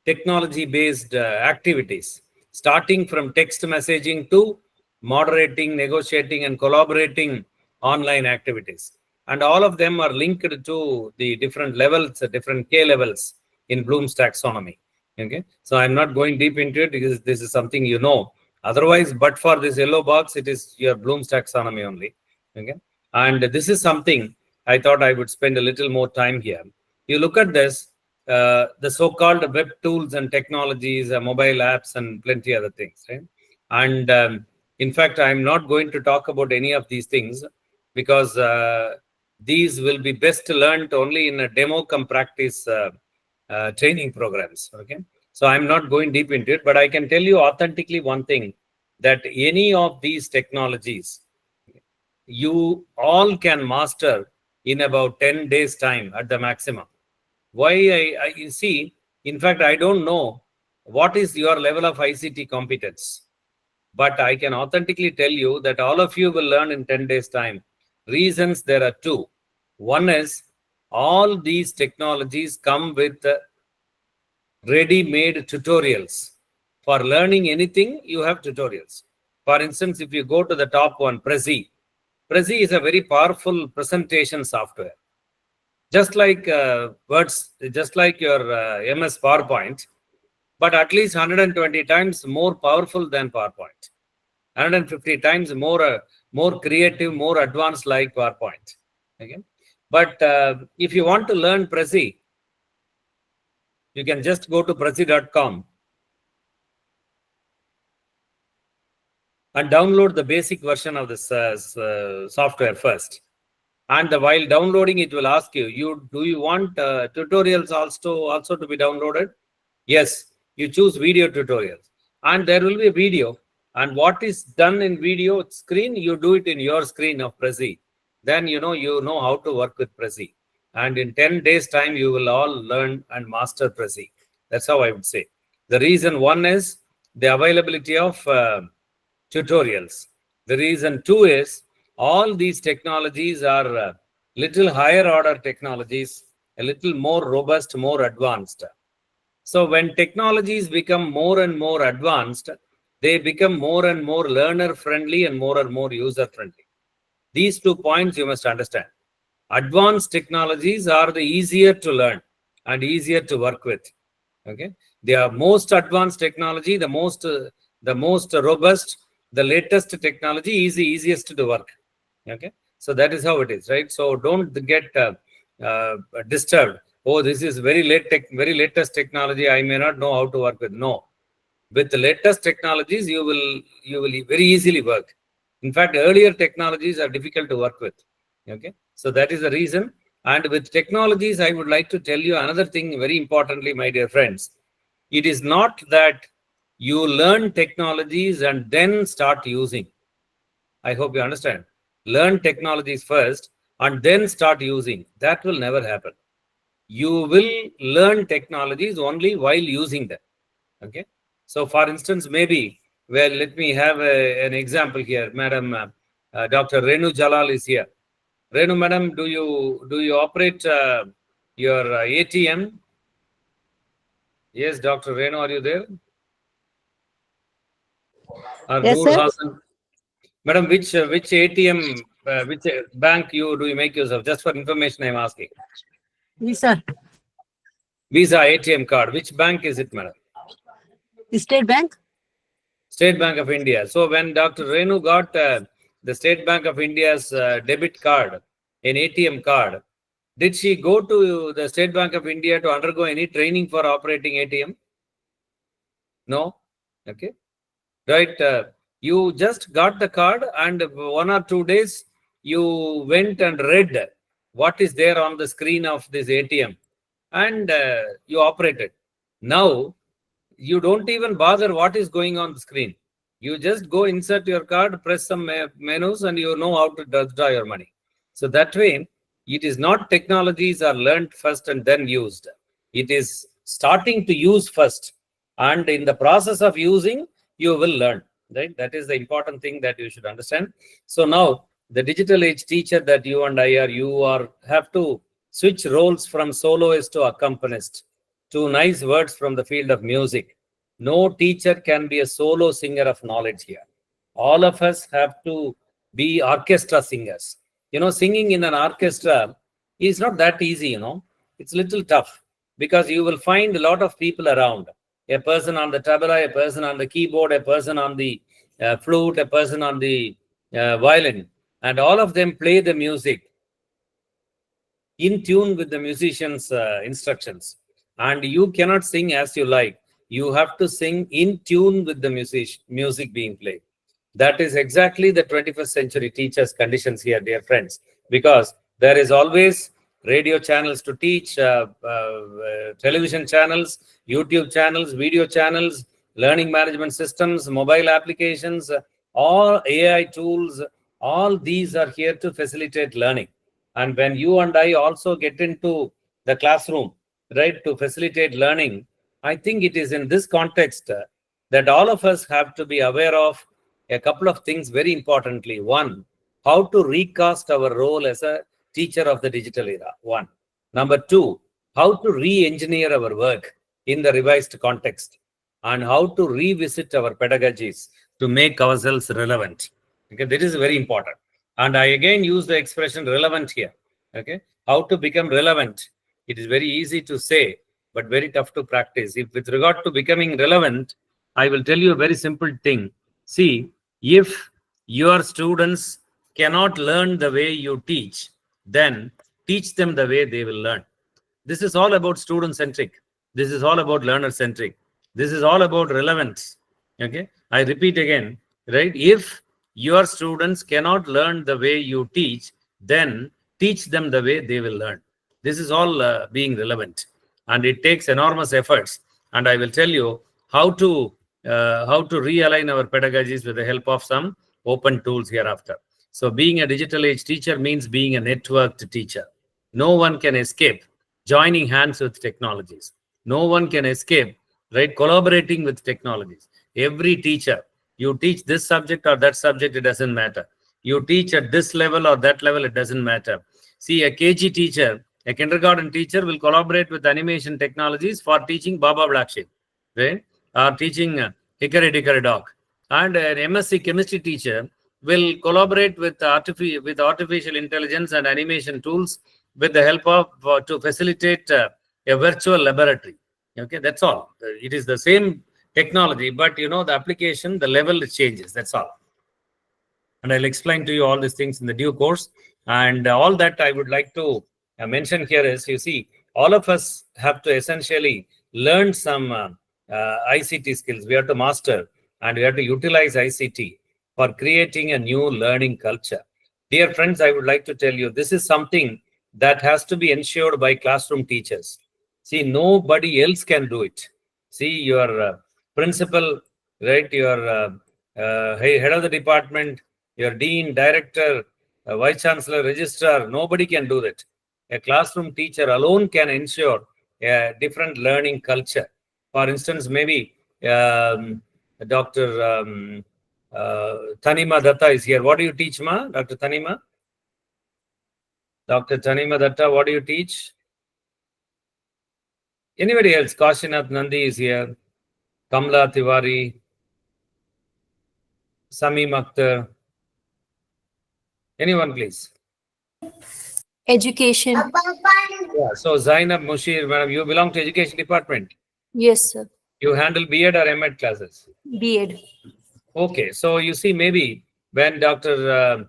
What do you teach, Dr. Zainab? Psychology or test and measurement, philosophy, social, which course Sociology and information and communication technology. Okay, right. So when she gets maybe biological science, the methodology of biological science. Yes, Okay. pedagogy of science. Yeah. So when Zaina Mushir, which college are you in, madam? Raja Mahendra Pratap. Okay.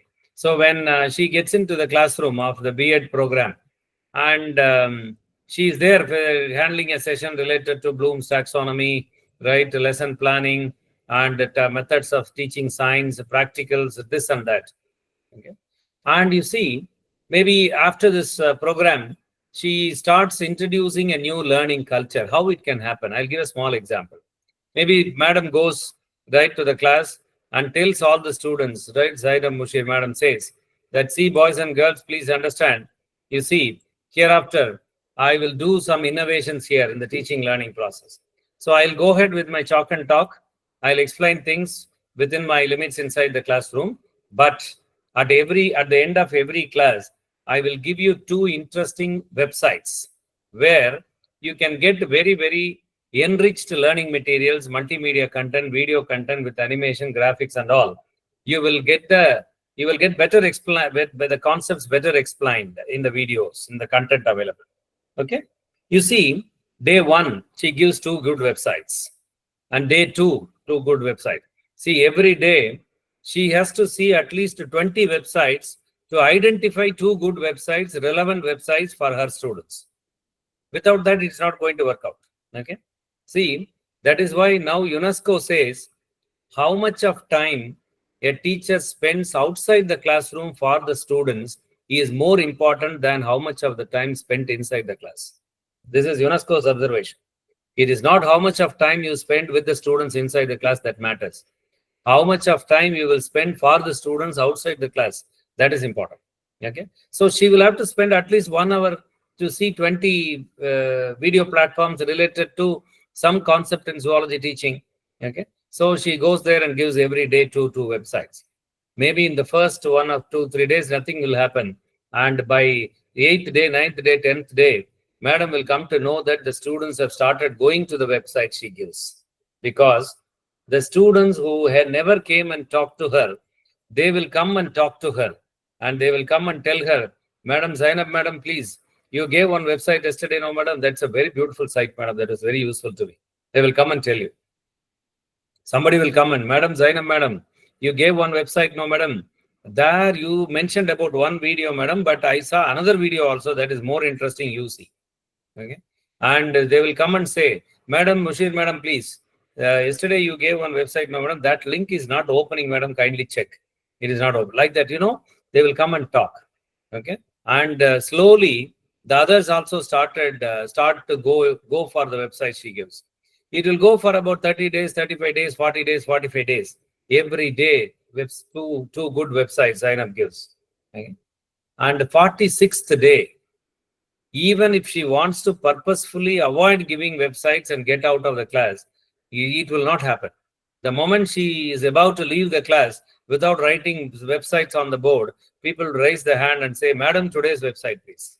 Okay. Sir, today's website. That is how it will happen, because 45 days of repeatedly giving two websites becomes a culture in the learning process. After all, what we repeatedly practice is a culture. Okay. And if Zainab does it in her class, it becomes her class learning culture. If the entire College of Education where she works practices it, it becomes an institutional learning culture. Okay. So people in the neighborhood areas will speak, hey, come on here, that college is doing something interesting. Every teacher gives two websites. So the boy comes home, the girl comes home in the evening with at least 10 or 12 websites, and the whole evening they are sitting with academic websites. Otherwise also they will sit with websites, but what websites? Right? Music websites, cinema websites, joke, right? Social media platforms. So that is what I think, you know, is a way of rechannelizing our students' online work.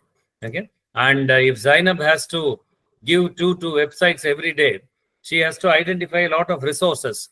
And that is where I would like to introduce open educational resources to you.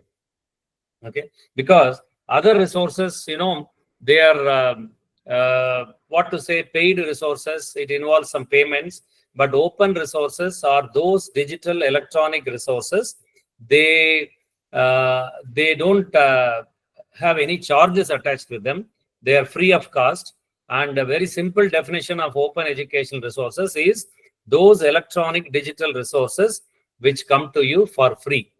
Free for what? Free for downloading, free for using, free for sharing, free for editing, free for modifying, and free for redistributing. These 5 freedoms are given to you, right? So all these things you can do with the content available on web portals, free of cost. The most important word is legally. Okay, legally you can do that.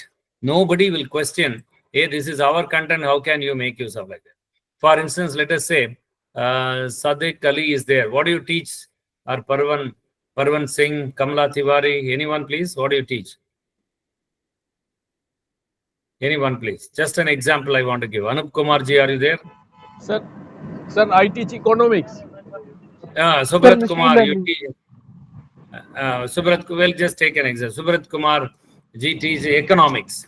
So let us say that Subrata Kumar is buying a book on behavioral economics by Springer publication. Okay, it is 1,500 rupees. The book costs Indian rupee, and he buys the book. He opens the book, and inside the first page, right, the title page, there will be a capital C symbol with a round over it, and it will say publisher. What is the meaning of that, Dr. Subrata Kumar? This copyright, sir. Copyright, yes. No part of the book can be copied or edited or any way it is. Yes, excellent. By any personal use, sir. Yeah, fine. So that is the idea here. So the intellectual property rights over the book's contents are with the publisher. That is, nobody can photocopy, edit, modify, copy, and nothing can be done without the permission of the publisher. So Springer publication claims ownership over the content of the book. Okay, but here with open content, nobody claims ownership. It is somebody's content. At the same time, it is everybody's content. Nobody questions why you have downloaded this and used it. So that is the simple idea. Okay, so we will not go deep into the discussion here. We will stop here. And what is more important is our use of OER. And I think these two people you may know already, and their philosophy is the philosophy of open content. That is, giving every person on the earth the free access to all the knowledge in the world. That is the philosophy. I hope you can guess who are these people. Okay, maybe you can capture with the Google Lens, which is again free of cost, and search with the Google Lens with these two photographs. So you will get to know who are these people. And their service, one of the services they give is something that we repeatedly use. We know that we are using that. Okay, so they are the founders of Wikipedia, and their name and other things you can find on Wikipedia itself. Right. So I told Subrata sir mentioned about a capital C with a round over it, which is an indication of copyright. Okay, and please see that is one single C, capital C with a round over it. This is two small C's with the round over it. This is Creative Commons. This is the licensing. This is the license for open content.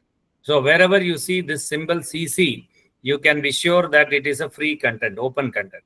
And this is again, you can take a screenshot, right? And when you go to some research literature available on Elsevier or Taylor and Francis, right? Any of these databases, you have to be doubly careful because these symbol CC by SA, CC by ND, and other things, what do they mean? If you don't know, you'll run into some trouble because, plagiarism is a big issue now, and the plagiarism, punishment for plagiarism is very strict these days. You have to be very careful in using this content. Kindly go and see which content you can just like that copy and publish, which one you have to give citation, which one you have to, which one you have the liberty to modify, and other things you can see. So this is something, the different types of OER, starting from e-books to e-journals, ETD, e-thesis, dissertations, search engines, meta search engines. So what I'll do now, this is about 5 o'clock now. I'm left with 1 hour, and I think comfortably I can give this demo. Hereafter, whatever I show here, these are all screenshots of certain OER portals. So dear friends, kindly make note. I will...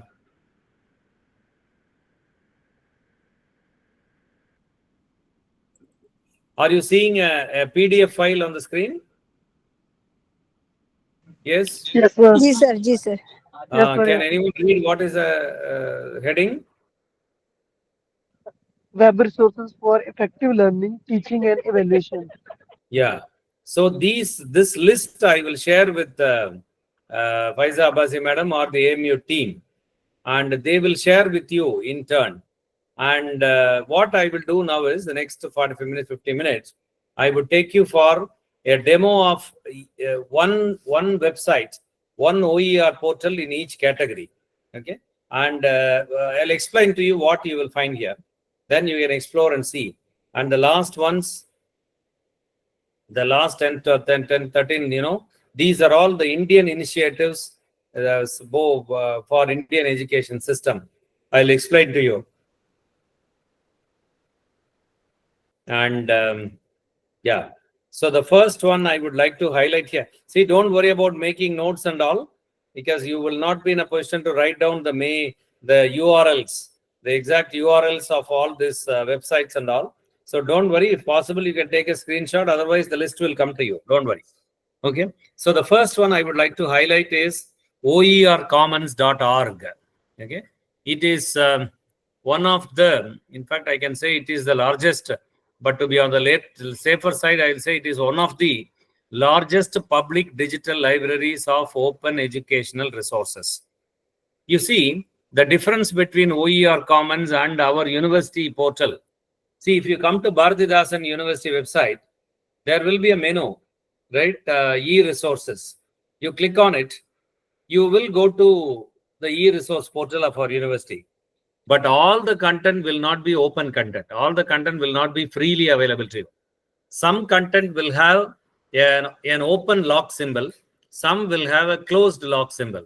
And those closed lock symbols indicate that the content is not free for downloading to you. They are meant for our students, our research scholars.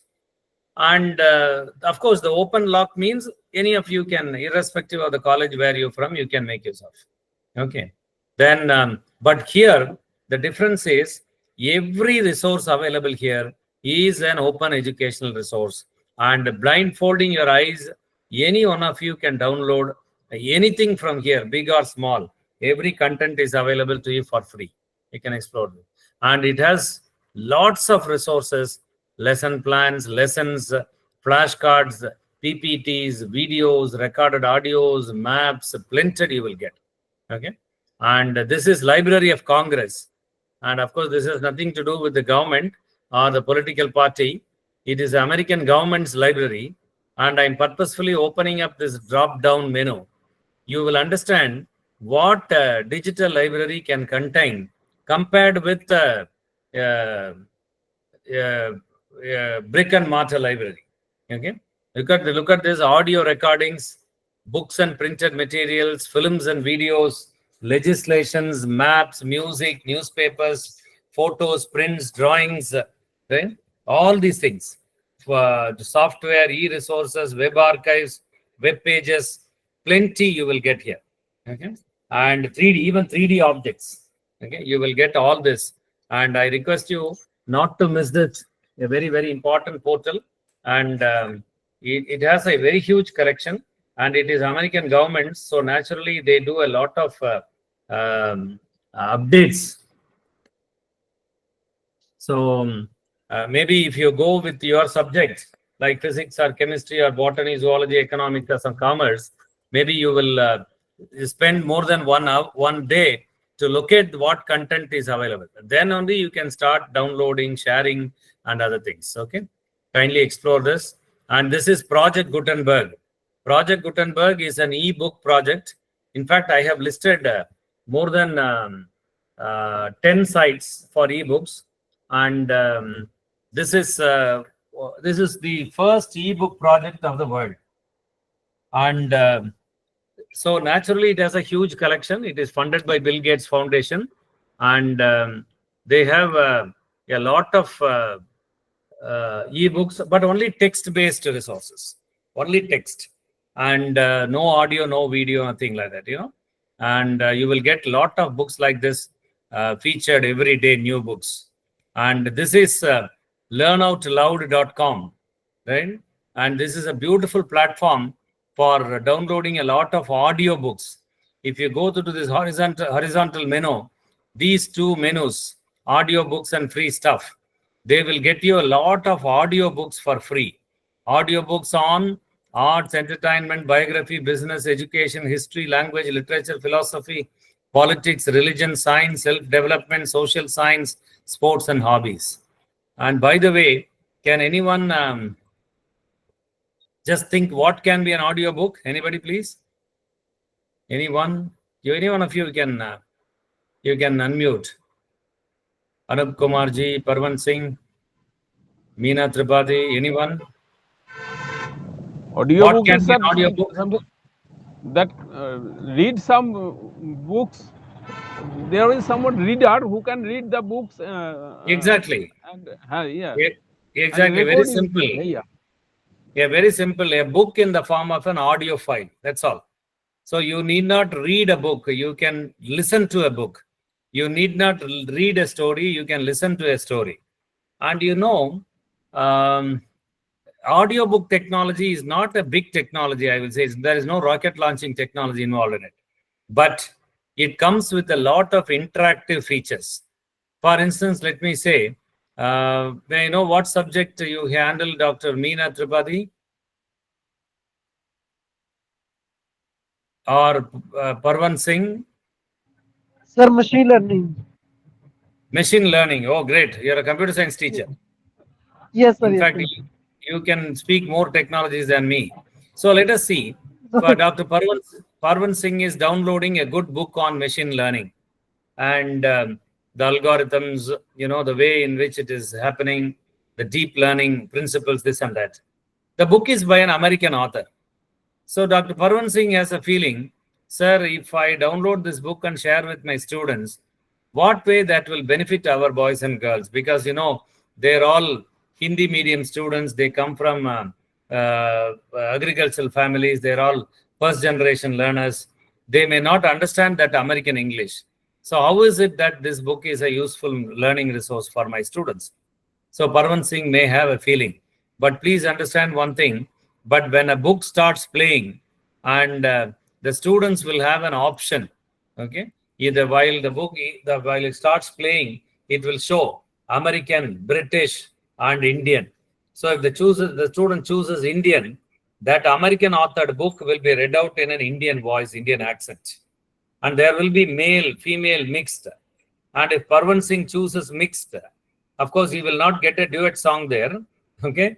And a first paragraph will go in male voice, second paragraph will go in female voice. Okay, giving a variety. And there will be a menu, like a volume control menu. There will be a control menu to take control of the speed. One can control the speed of the reading. You can make it go slow. You can make it go up. So you see how a feature, right? A student gets a lot of feature.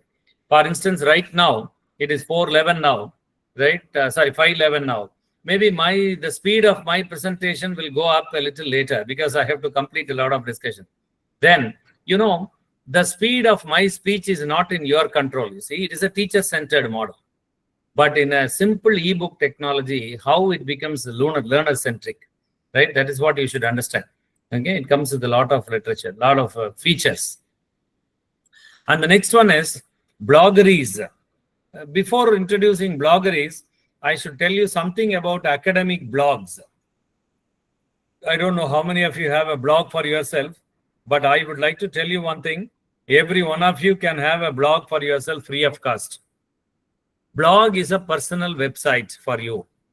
And you can create a blog with 3 GB space free of cost. If you go to platforms like WordPress, I'm not doing any marketing for these people, but WordPress.com, Blogger.com, these are very, very user-friendly platforms. Very user-friendly. If you know how to do emailing, you will know how to do blogging also very excellently. Okay. And only thing is, if you go to WordPress, click on Get Started, and it will be something like www. A space will be there. After that, .wordpress.com will be fixed. By default setting, it will be there. So if you choose your name, right there, www. Then renujalal.wordpress.com or sameemakhtar.wordpress.com, meenatripathi.wordpress.com. It may say somebody else already has a name, a blog in this name. So change, right? If you it's like choosing a mail ID only, a name for your site. If it is there available, they will give you the space. So immediately a congratulatory message will come. Congrats, now you have your domain now. right? Your website is ready. www, right? siddhi.wordpress.com or www, right? renujalal.blogger.com, blogspot.com, like that. And whatever you will do with your website, if you have a website for yourself, you can do it free of cost here. Okay, you can upload your lecture notes, PPTs, videos. You can put assignment questions. You can make your boys and girls submit their assignments there. You can do e-correction and submit there. You can put up a calendar, right? You can conduct a class. All these things you can do on a blog, right? You will do that. And coming to this one, bloggeries.com. This is not for you. This is for this. These are for you, Blogger and WordPress. This is for your students. How they can find a good blog. For instance, sir, how to identify all physics blogs, all zoology blogs, all economics blogs, right? You straight away go to bloggeries.com, globeofblogs.com or blogorama.com. Like this, categories will be there. Okay, it is a directory of blogs, and they categorize blogs and make them available for free access. So click on education, all educational blogs will come, all academic blogs will come. So it may be, there may be a sub listing will be there, right? Arts, humanities, social science, science. If you click on sciences, maybe agriculture to zoology, A to Z, the list will be there. You choose chemistry, all chemistry blogs will come. You choose electronics, and all electronics blogs will come. It is easy for the students to locate. And each blog will have several pages, several videos, several materials to learn. That's how it is, right? And this is podcasting. Podcasts are, I have purposely chosen a screenshot of University of Oxford podcasting. Okay, and this is podcasts are ready-made multimedia files, multimedia embedded video files sometime, and very beautiful on all different subjects. And here, is there anybody from English department here? Anybody from English department? Any professor of English? Yes, sir. Wahida Firdaus. Which college are you in, madam? Ramon College, under Calcutta University. Okay, Rahman College. Okay. Okay. So when, if Dr. Wahida teaches MA English or final year UG students English, Shakespeare and drama, she can go here, and you see here staging Shakespeare, Shakespeare's first folio of dramas. So if she clicks here, maybe about 10 or 15 videos, right, of lectures come demonstrations or multimedia content about Shakespearean drama theatre. And she can download all the 10 videos, 15 videos available by so-called Oxford professors. And she can play the videos in Rahman's College campus. She can share the 10 videos in her WhatsApp group meant for her class. She can upload it on her college website. If there is a space for English department learning resources, she can upload all these things. She can do free of cost. And Oxford will never ask her, come on, why you are using our content? Because it is under Creative Commons. It is an open content. And I have a question here.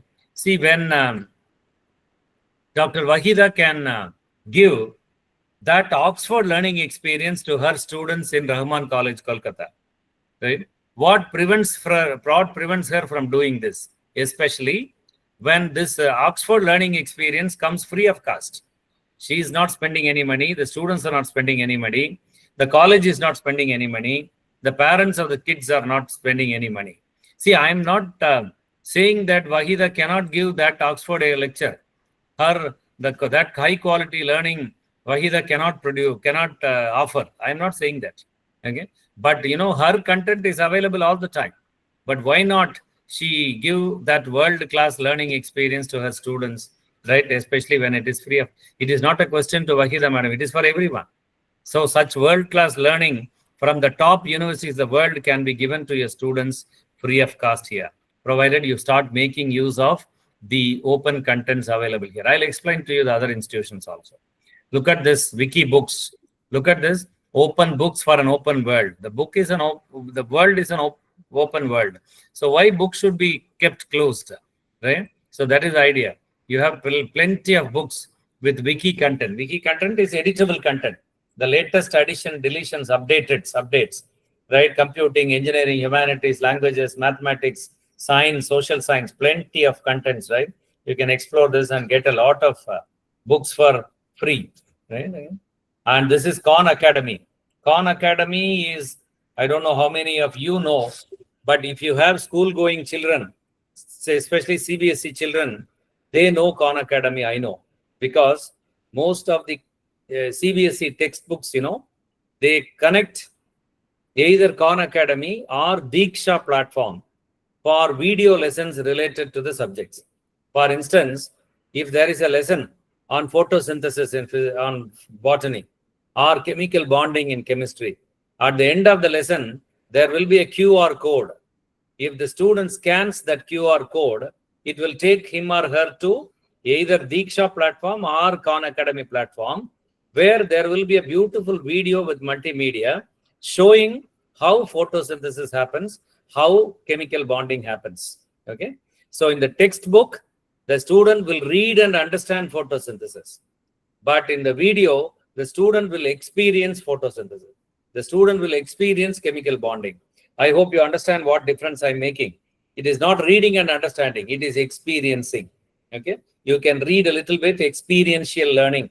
What type of learning, high quality learning it can lead to. But Khan Academy mostly is restricted to school level content or undergraduate level first year only. And what is Khan Academy for school level? Cosmo Learning is for undergraduate level. So a beautiful platform, all video contents only for astronomy, biology, chemistry, computer science, geology, mathematics, paleontology, aerospace engineering, electrical engineering, industrial engineering. See, I have taken a screenshot. Only 2 subject categories I'm getting. The list goes down. Okay. And here you will find only video content, no audio, no text, right? Nothing, only video based learning resources. And this is MIT open courseware. Okay. Nobody can escape talking about OCW, open courseware of MIT, when we talk about open education, because MIT was the first institution in the world some 31 years back to start with the idea of open resources, because they were the first to upload all their learning resources on their MIT portal as the OCW MIT, right? And made it open. So here, any student can, any teacher can download the entire courseware. Courseware is a little more than open resources. Courseware is a bundle. For instance, you see here, maybe Somnath Halder, what do you teach, sir? Anup Kumar or Himanshu? Shailika Sharma, anybody please? Kiran Karnatak? Ji, sir. What do you teach, Dr. Kiran? Psychology, sir. Okay, fine, excellent, right? Okay. So let us see. Dr. Kiran is handling psychology, and there is a course on behaviorism, or there is a course on abnormal psychology. Okay? And she has to handle that course, that paper this semester. And if she goes to MIT, Massachusetts Institute of Technology, and last semester or last year, there was a course on abnormal psychology. And one full semester, right? One great psychologist has provided that course there. And that the entire courseware is available, the entire bundle. Here, Dr. Kiran can download the entire bundle in a zipped file, unzip that whole file.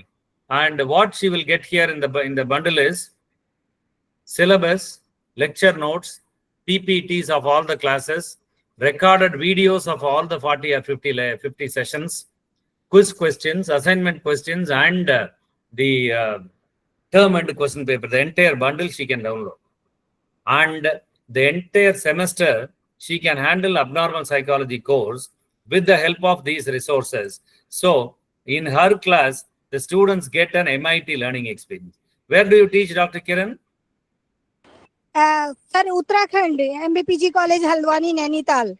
Okay, so students sitting in a college in Nainital get an experience of the MIT, right, for the entire semester. So when it can be done by Dr. Kiran here, Okay, why she should not do that, especially when it is given free of cost? See, I'm not putting this question only to Dr. Kiran of Nainatal. It is a question to everyone. Okay, so that is what is the power of this open educational resources, providing world-class learning, right? World-class learning to the students here. Okay, and this is Coursera, edX. I think you already know about Swayam MOOCs, and you also know about the MOOCs available on edX and Coursera. Coursera, edX are the two most popular MOOC providing platforms because they شقوا ما لهم من الله من واق مثل الجنة التي وعد المتقون تجري من تحت الأنهار من تحت الأنهار أقولها دائما وظلها تلك عقبى الذين اتقوا وعقبى الكافرين النار والذين آتيناهم الكتاب يفرحون بما أنزل إليهم من ربك عقبى الذين اتقوا وعقبى الكافرين النار والذين آتيناهم الكتاب يفرحون بما أنزل إليك من الأحزاب من ينكر بعضهم قل إنما أمرت أن أعبد الله ولا أشرك به إليه أدعو إليه ما وكذلك أنزلنا حكما عربيا ولئن أغنيت ولئن اتبعت هواهم بعد ما جاءك من العلم ما لك من ولي من الله من ولي ولا بلاغا ولقد أرسلنا نوحا ولقد أرسلنا رسلا من قبلك وجعلنا لهم أزواجا وذرية وما كان رسول أن يأتي بآية إلا بإذن الله لكل أجل كتاب يمحو الله ما يشاء ويثبت ما عنده علم الكتاب يمحو الله ما يشاء ويثبت وعنده أم الكتاب وإما نرينك بعد الذين نعدهم ونتوفينك فإما عليك البلاغ المبين فإنما عليك البلاغ وعلينا الحساب أولم يروا أننا نأتي الأرض ننقصها من أطرافها والله يحكم على ما بحكمه وهو السريع الحساب وقد مكر الذين من قبلهم فلله المكر جميعا يعلم ما تكسب كل نفس ويسعى يعلم الكفار من عقبى الدار ويقول الذين كفروا لست مرسلا قل كفى بالله شهيد بيني وبينكم والله عنده علم الكتاب بسم الله الرحمن الرحيم. Okay. So, dear friends, we will continue. edX and Coursera, the two most popular MOOC providing platforms, because they connect with the best of the universities like Harvard, Berkeley, University of Texas, Johns Hopkins, Michigan, Stanford, and other things. So this is Swayam, and you already know, as I was told, you make use of Swayam MOOCs into your curriculum. You have integrated 2 credit courses, 3 credit courses, and the credit transfer system is already there. And the students are given the freedom to choose up to 20 credits. They can do it online. And all these are part and parcel of Indian education system now. So let me not go deep into this. This is something known to you. So dear friends, this is hereafter, whatever that I will show, all are Indian resources. And they are meant for Indian institutions, Indian students, and Indian teachers. So I request you to kindly make note of this. And this is National Digital Library of India. Is my screen visible to you all again? Yes, sir. Yes, sir. Visible, sir. I hope you see there is a number here. There is a number here. This is an old screenshot. 9,81,72,653 resources. Now it is 10 crore 11 lakhs. See, can you imagine a digital library of India? See the slogan, one library, all of India, and having 10 crore 11 lakh learning resources. Earlier, I talked about Library of Congress, which is American government's. But this is almost on par with the American government's library here. And unfortunately, I have to tell you, my dear friends, that this NDL of India is a grossly underutilized platform of electronic resources. If this library, online library, is an underutilized one, in a way, you and I are also responsible for the underutilization. Don't mistake me for straight away saying this. See, we have not gone there. We have not verified what learning resources are available here. We have not designed an activity based on the content available here. We have not given an assignment based on the learning resource available here. So how do you think the student will get to know? Please understand, the responsibility of connecting this type of resources with our students, that is with us. We have to carry on that responsibility.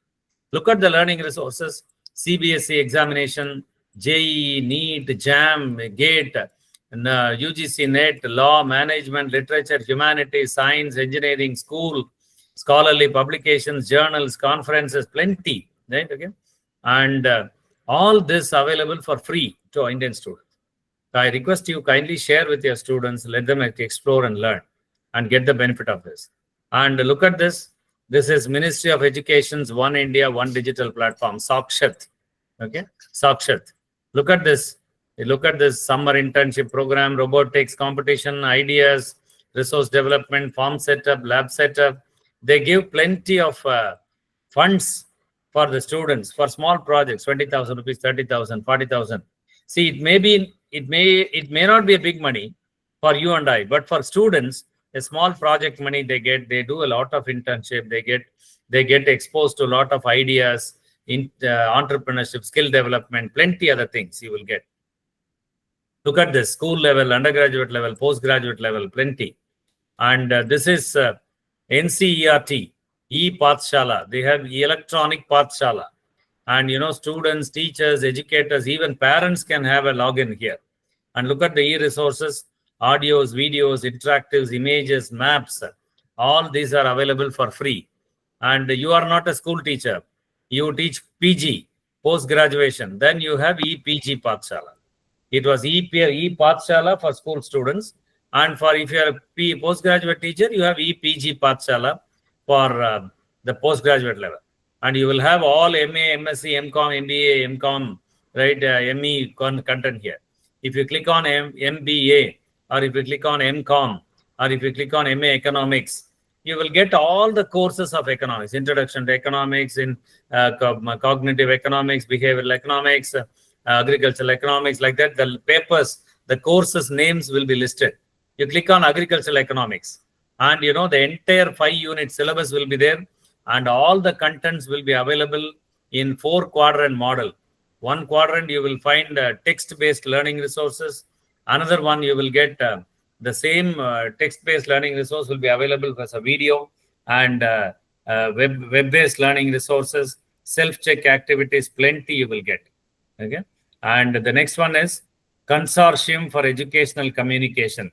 This is all for UG, for undergraduate non-science, engineering and technology courses.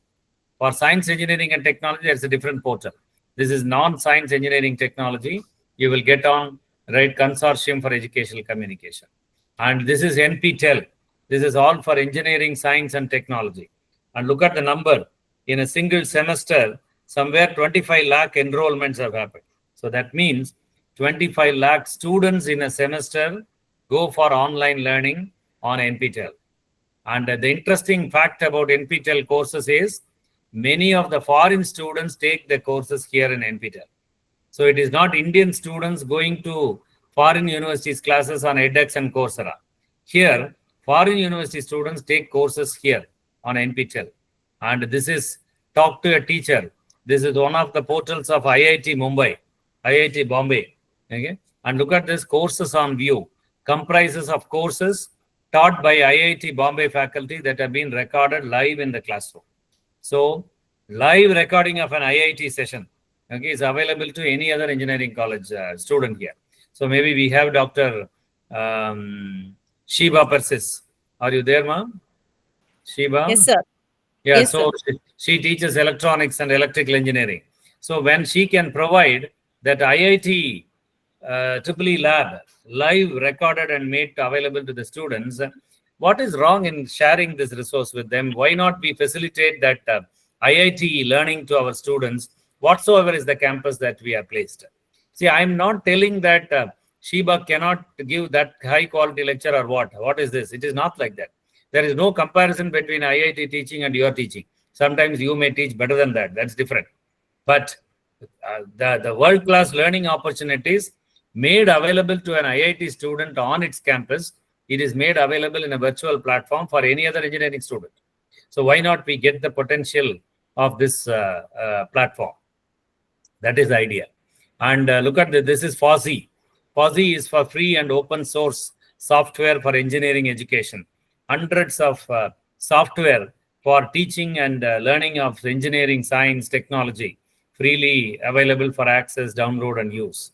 And this is virtual laboratories, right? Virtual laboratories. Some of you may think that, e-resources are good for conceptual classes, right? Text-based subject knowledge, theoretical knowledge. But for practical, they have to come to the lab only. Yes, you have to. But there are plenty of virtual laboratories. So with whatever you will do in a lab table, you can do it on a screen, on a virtual platform, and do the practicals. For instance, there is a zoology teacher. There is a dissection practical. There is a frog dissection practical. So without going to a zoology lab table, without killing a single frog, a student can dissect digitally 100 times a frog and master the skills of frog dissection without killing a single frog. Because that is the way the virtual dissection software are designed. So a frog will be there. Whatever you will do with a frog on a live table, you can do it. You can turn it around. You can throw it upside down. And there will be a knife symbol. You click on the knife and push the cursor, remove the cursor. The knife will move and cut open the screen, and blood will ooze. Only smell you will not get. That you can get only in a zoology laboratory. Okay, so that is what is the mastery learning we can give to our students without killing a single frog. I'm just giving one small example here.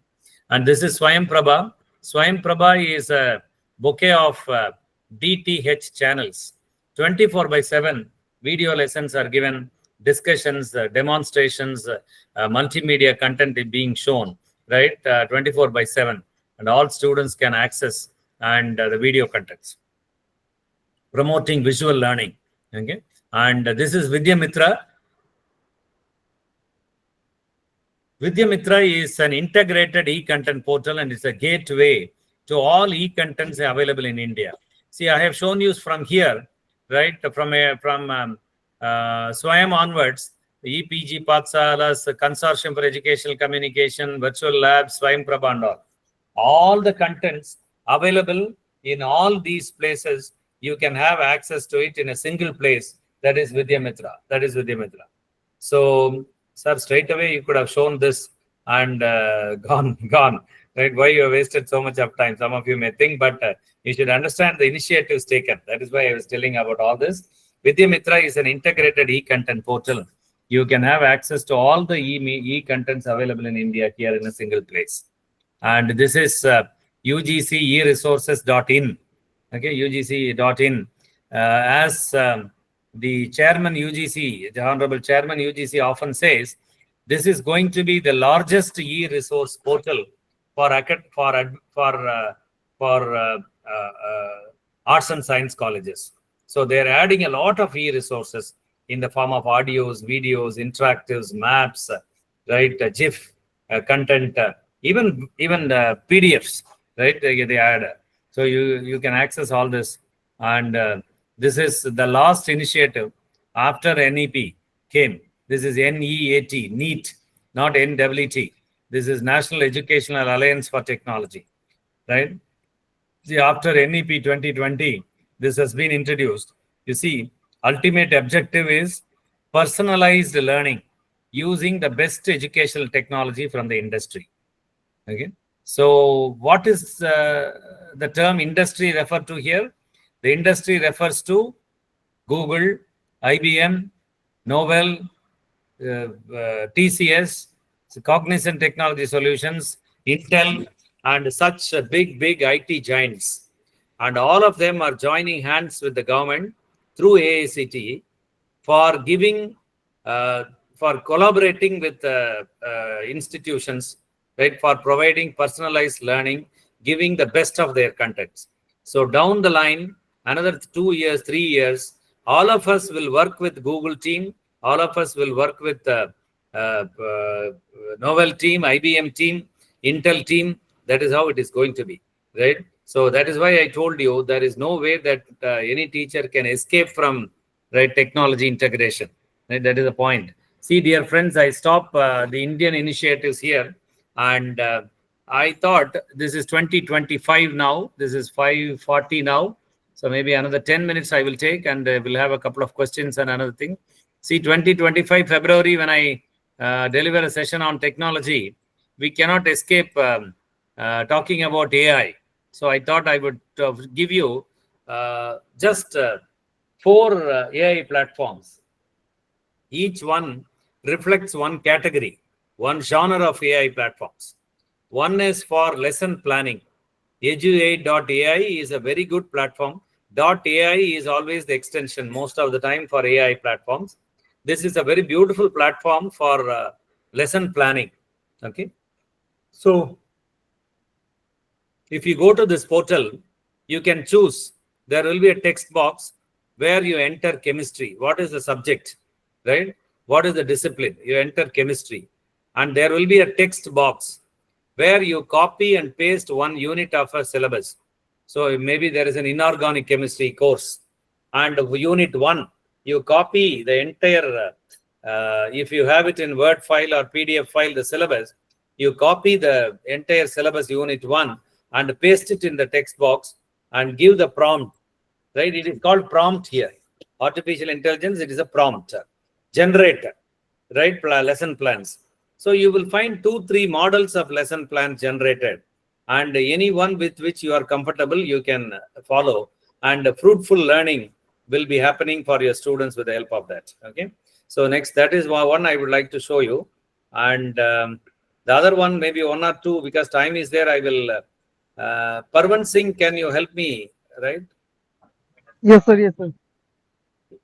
Can you go to elena.us, right? Because I cannot share my screen of Elena because I have exhausted my demos. So can you go to Elena? So sorry, sir, to say I just joined lecture by the mobile phone. Actually, I am in bus. I'm Hello. not getting you, Parvan Singh. Sir, I am in bus. Actually, I am joining your session by mobile phone, using mobile phone. Hello. So you don't have, you are not sitting with a laptop. Yes, yes, sir. Yes, sir. So I'm just coming back to the home by the bus, and I join your session by the mobile phone. Okay.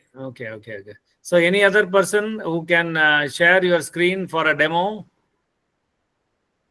Anyone? Vahida madam, Shiba madam, Kiran ji, anyone? Because why I cannot demonstrate Elena is because I have done enough demos this month already. So the month's quota I have exhausted in Elena. Anyone, can you? Sir, actually, I'm also traveling back home, so I am using my mobile. I'm very sorry. Oh, okay. I can understand. Anyone sitting with the laptop? Wahida or Somnath, Renu madam, Samim Akhtar, Tajamul Haq, Anjuman Lipi, are you there?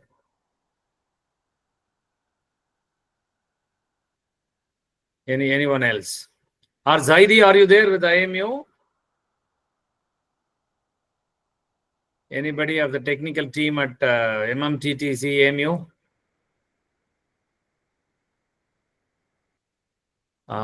Okay.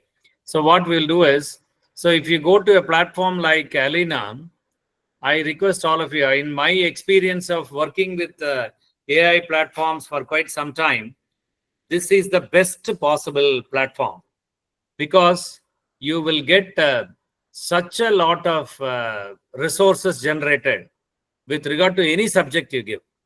Okay. And you will really be amazed to see the way in which Elena works, right, for promoting learning. You literally, you can spend only 5 to 10 minutes with regard to any content that you want to talk to your, share with your students. So you will save a lot of time with which you can do something greater, something more important, something. See, I will not say, see, instead of doing your work, you just give the work to AI platform. I'm not saying that. but you can effectively make use of AI platforms so that you will gain a lot of good time, quality time, with which you can do something better, you can do something greater, you can do something higher order. That is what is my point here. Okay. So maybe I would take you to one demo with regard to another platform, right? This is a platform, Question Well. This is nicely named, Question Well. Maybe a teacher like an English language teacher like Wahida can understand how they have played with the words here. So this is Question Well. That means question well, right? Question effectively, right? Question scientifically, right?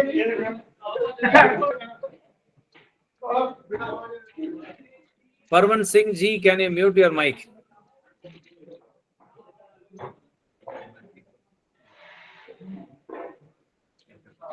So another one is, this is something like a well filled with water. Okay. So you put your bucket and take it out, the bucket will come filled with water. Like that, you can explore this platform and get a lot of questions generated. Here, at the click of a mouse, a few clicks, you can generate a question paper.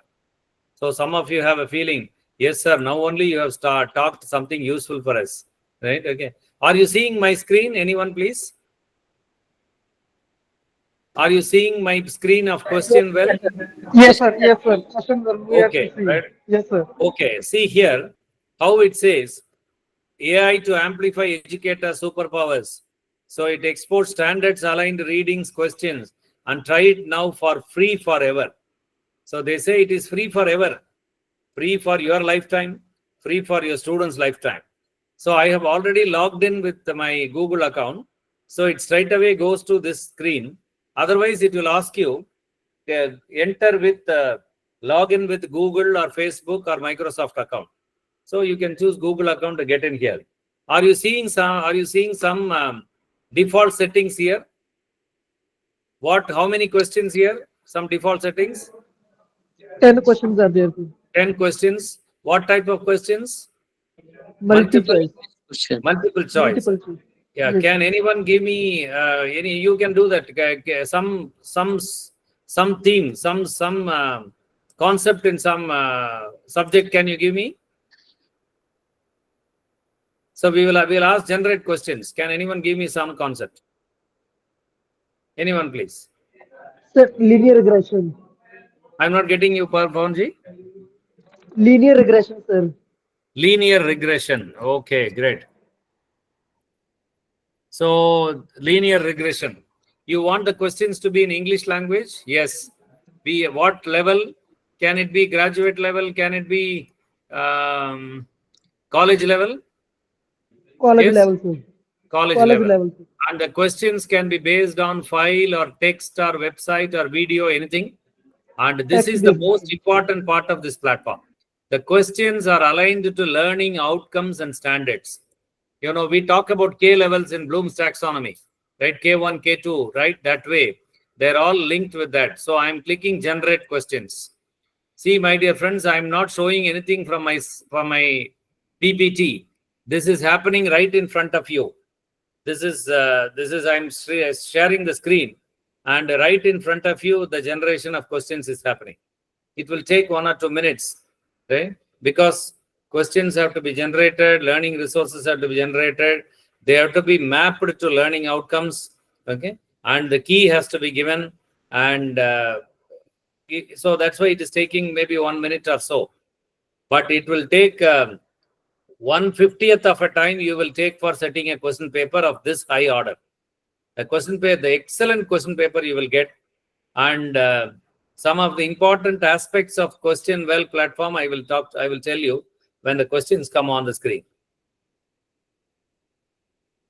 Meanwhile, once again, my request, if there is anybody who can share your window, if you are sitting with a laptop or a desktop, I will take you to one demo of Alena platform, which you will find extremely useful. And you need not have any I will tell you what you should do on the screen. Just do it on the screen and see. See here. Are you seeing the Question Well screen now? Yes, sir. Yeah. So you see here, see this side, you have the learning materials here. Linear regression, a comprehensive overview, introduction to linear regression model, and then assumptions, assumptions behind linear regression, estimating parameters, then how linear interpretation of coefficients, evaluation of model performance and other things. And look at this side.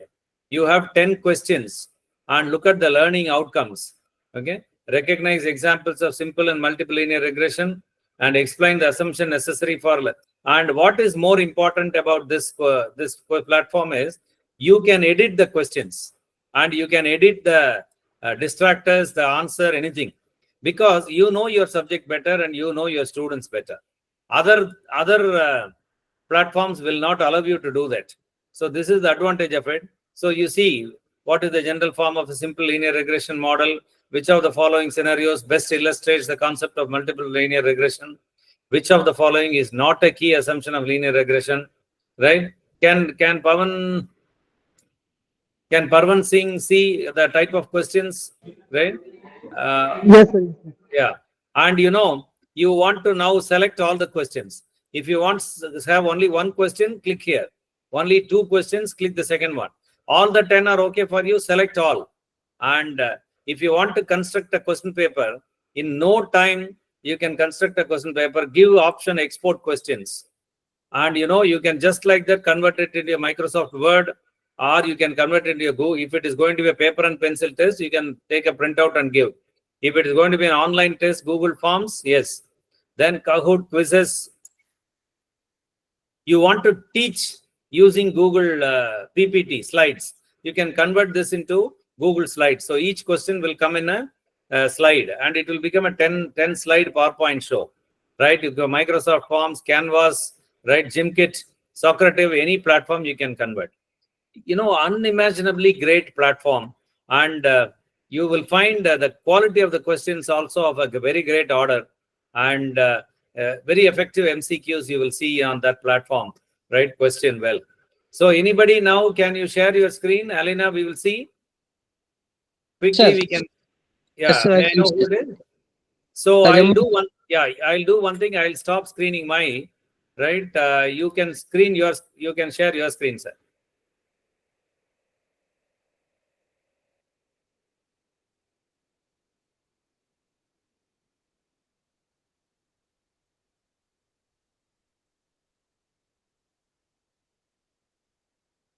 Just in a few minutes, 2-3 minutes, we'll spend on it. Are you sharing your screen, sir? Yes, sir, I'm sharing. Fine. Yes, sir.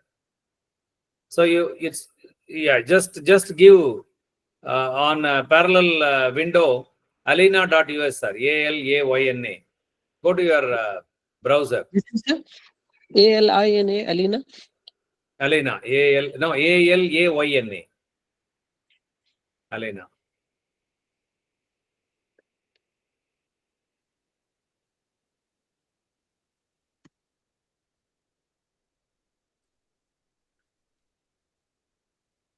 This one? Go to the yes, one.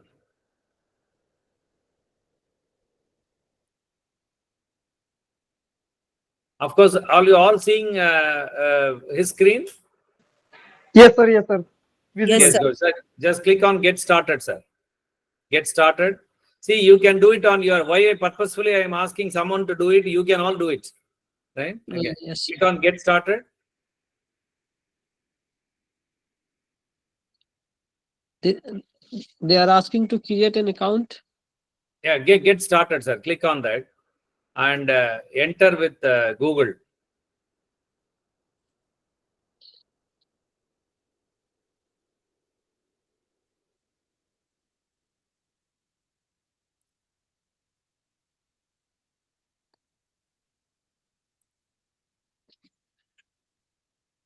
Yeah, click on Get Started, sir.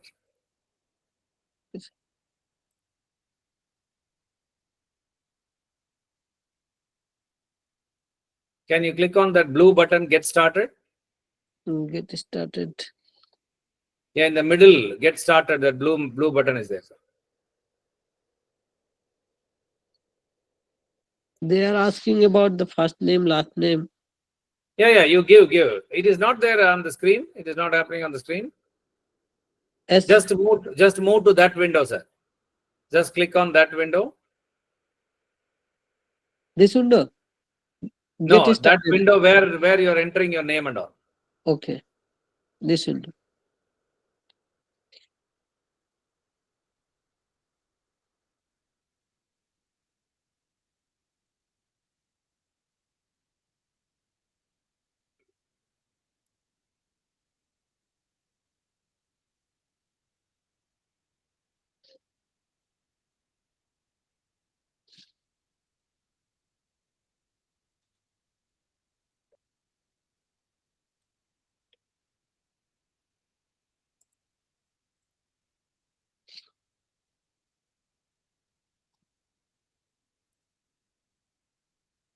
And I think you are still with the same screen, sir. We can see only that landing screen.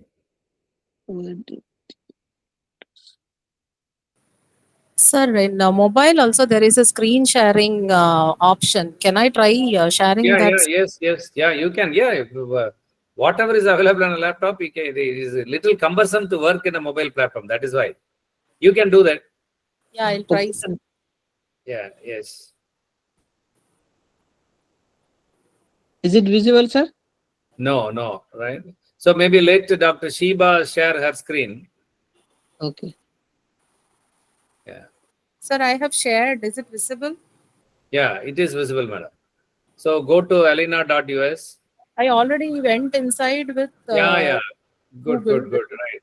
That is showing. Yeah, you just choose all this: lesson planning, creating assessment. Just select all that. Which one you want to do, right? All these we will do: gamification, enhancing student engagement, developing worksheets, right? All these. A few you can select and then submit. Come down. Finding resources, you can submit. Okay. And then submit. Yeah. Now click on the differentiate it. You see here it is asking enter topic. What's the subject matter? You are an electrical person. Yes, sir. Wind energy, right? Okay, wind energy conversion. Next step. And it is asking grade level. Which grade level? Select option, drop down, come down. Post-secondary. Then subject, right? Come down, right? Maybe communication, audio, visual, right? Whatever that aligns to you can choose. Engineering and technology. Engineering and technology, choose. Then next C, wait.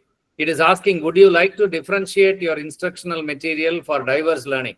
So diversified learning means slow learner, fast track learner, gifted children, like that. Now you can choose no. Otherwise, it will ask you several things. Now choose no. Okay, sir. Next step, submit.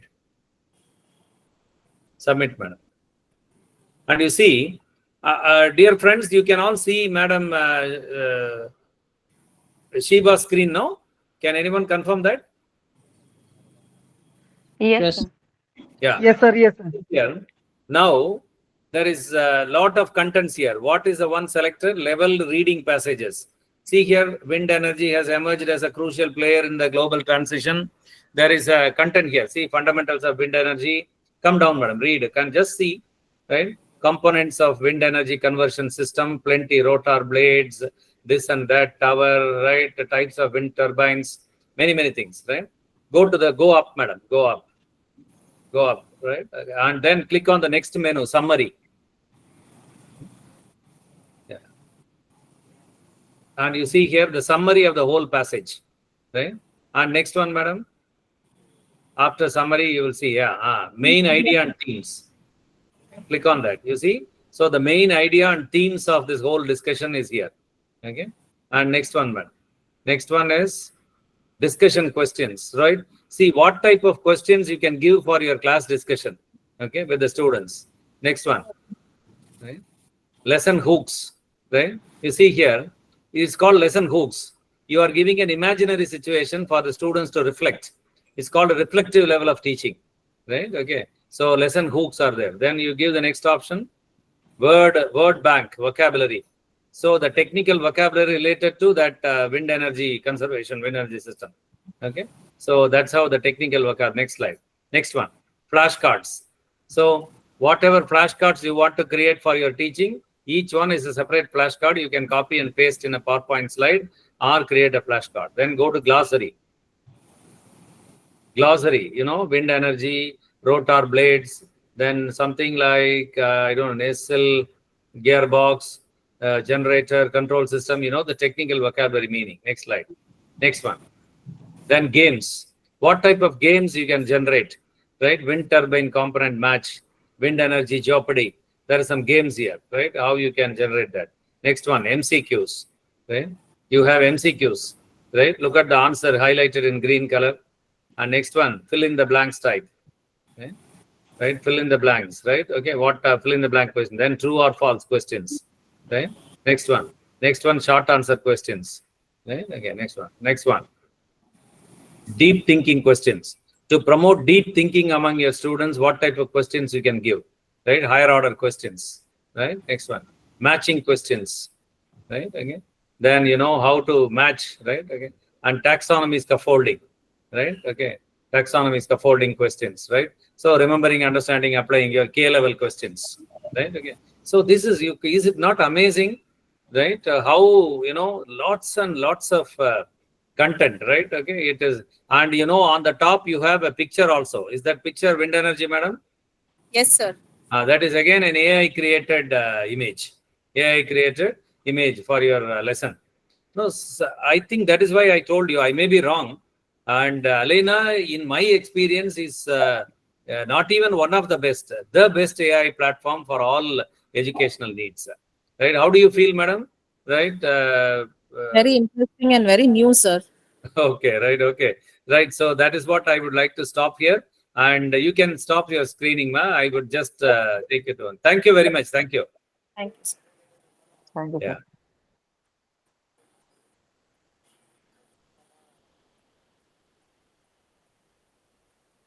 Yeah. So let me, thank you very much. Right. Okay. So let me take over let me take over her screen. And I would like to wind up here with the last one. I told you about question well, Alina, then EduAid. The last one I would like to highlight, it's 6 o'clock now. And this is brisk teaching, the last thing. So this is a Chrome extension. And is my screen back to all of you? Yes, sir. Yes, right. Yes, sir. See, this is brisk teaching. Yeah. Is it visible to you, brisk teaching? Yes, sir. Visible. Fine. So as you can see on the screen, the slogan is teaching is irreplaceable. So you cannot avoid that. So you are irreplaceable. You have to do teaching. But for the rest of your work, your attendance marking, mark entry, analytics, lesson planning, many things, Brisk will take care. Okay.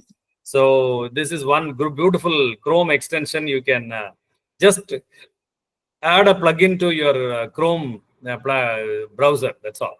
So I would like to wind up here, dear friends. I always end my ICT talks with this person, Alvin Toffler, right? I think some of you might have read his book, The Future Shock, okay? Where he writes, what is the standards of illiteracy? Who is an illiterate? A person who cannot learn new things, a person who cannot unlearn certain old things, and a person who cannot relearn something in a revised context. It is he or she who is an illiterate. Okay. So everyone has to learn something new. Everyone has to unlearn something old, and everyone has to relearn something in a revised context. I always give the example of a bus conductor. Just in 1 minute or 2 minutes, I will close.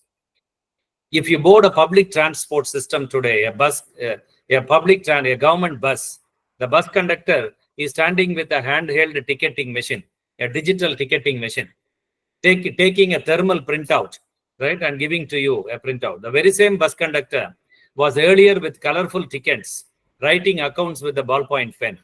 So you see, he has unlearned that practice, and he has learned the practice of generating a digital printout from a handheld ICT device. Okay, and maybe already these machines are 4 or 5 years old.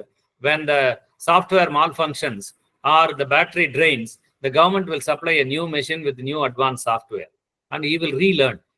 So when I'm not underestimating a bus conductor, but when a bus conductor is learning, unlearning, and relearning, what amount of learning, unlearning, and relearning you and I should do in a very highly competitive environment? I leave it to your better wisdom. You know better how things are changing, right? And if you think that, sir, okay, sir, this semester has started, so let me wait this semester get over, and next semester onwards, I will start doing all this Time is over, sir. technology-enabled things, right? Unfortunately, you don't have time, right? So this is the speed. This is the velocity at which things are changing. You see the present only when it is moving away from you. So I would request all of you, dear friends, do something with technology, open resources, open content today itself. It is 6 o'clock now. You can relax, have a cup of tea, some snacks. Around 7 or 7:15, you do something with these technologies. And I'm available to you for further discussions on my mail, on my WhatsApp, phone call, synchronously, asynchronously, all modes of communication. What I will do is, I will share with the Aligarh Muslim University MMTTC team the list of OER that I have been showing to you, and you can take a copy and you can explore those portals right today itself. So we will not have any vote of thanks as such, because it is already 6:05. So in fact, the best way to thank me is to do something with these technologies today itself. That is what is my appeal to you. We always have a proverbial statement like, we have to do today's jobs with today's tools. If you do today's jobs with yesterday's tools, maybe you will be out of business tomorrow. That's what we say. So these are the tools, these are the platforms, these are the applications that are for teaching, learning, and evaluation today. So do your work with today's tools. Thank you, dear friends. Let me thank Dr. Faiza Abbasi, a great friend of mine, and all my good friends at Aligarh Muslim University, the MMTTC team, for beautifully coordinating this program. And thank you, dear participants. We wind up here. As I told you, we will not have any vote of thanks. The best way to thank me is to use these technologies. Thank you, dear friends. Bye. Sir. Thank Thank you, you, sir. sir. Thank you. Thank you. Fine. Thank you very much. Okay, thank you very much, sir. Thank you so much. Very, very thank you, sir. Sir, really, we sincerely appreciate the time and effort you took to share your valuable knowledge and information. Sir, really, it was truly enlightening. Great, sir. Thank you very much, sir. Fine. Thank you. Thank you. Thank you, sir. Very, very thank you, sir. You're most welcome. You're most welcome, sir, all of you. And Thank you, sir. all are welcome. All are welcome. Right. Thank you. Zainab Mushir, madam, you are a teacher educator. I think I'm also basically a teacher educator. I teach MEd, right? Yes, sir. So you can do a lot. You can give. You are in the process of creating next generation teachers with a lot of Yes. technologies. You can prepare them for great work ahead. Thank you. Thank you. Thank you, sir. Great.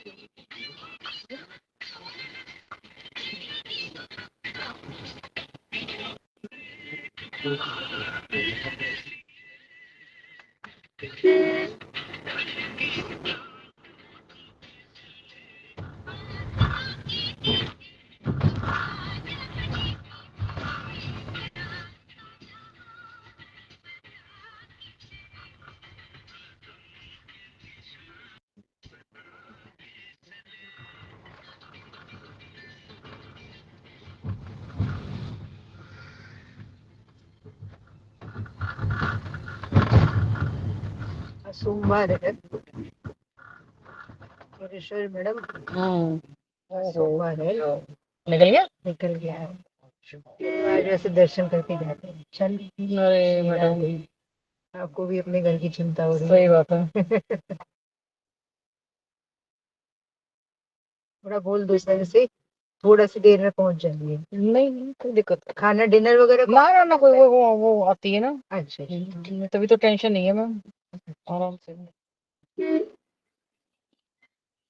कर लगेगा भाई आप उठाएंगे नहीं है, 4 second में तो कम से कम बिगाड़ेंगे।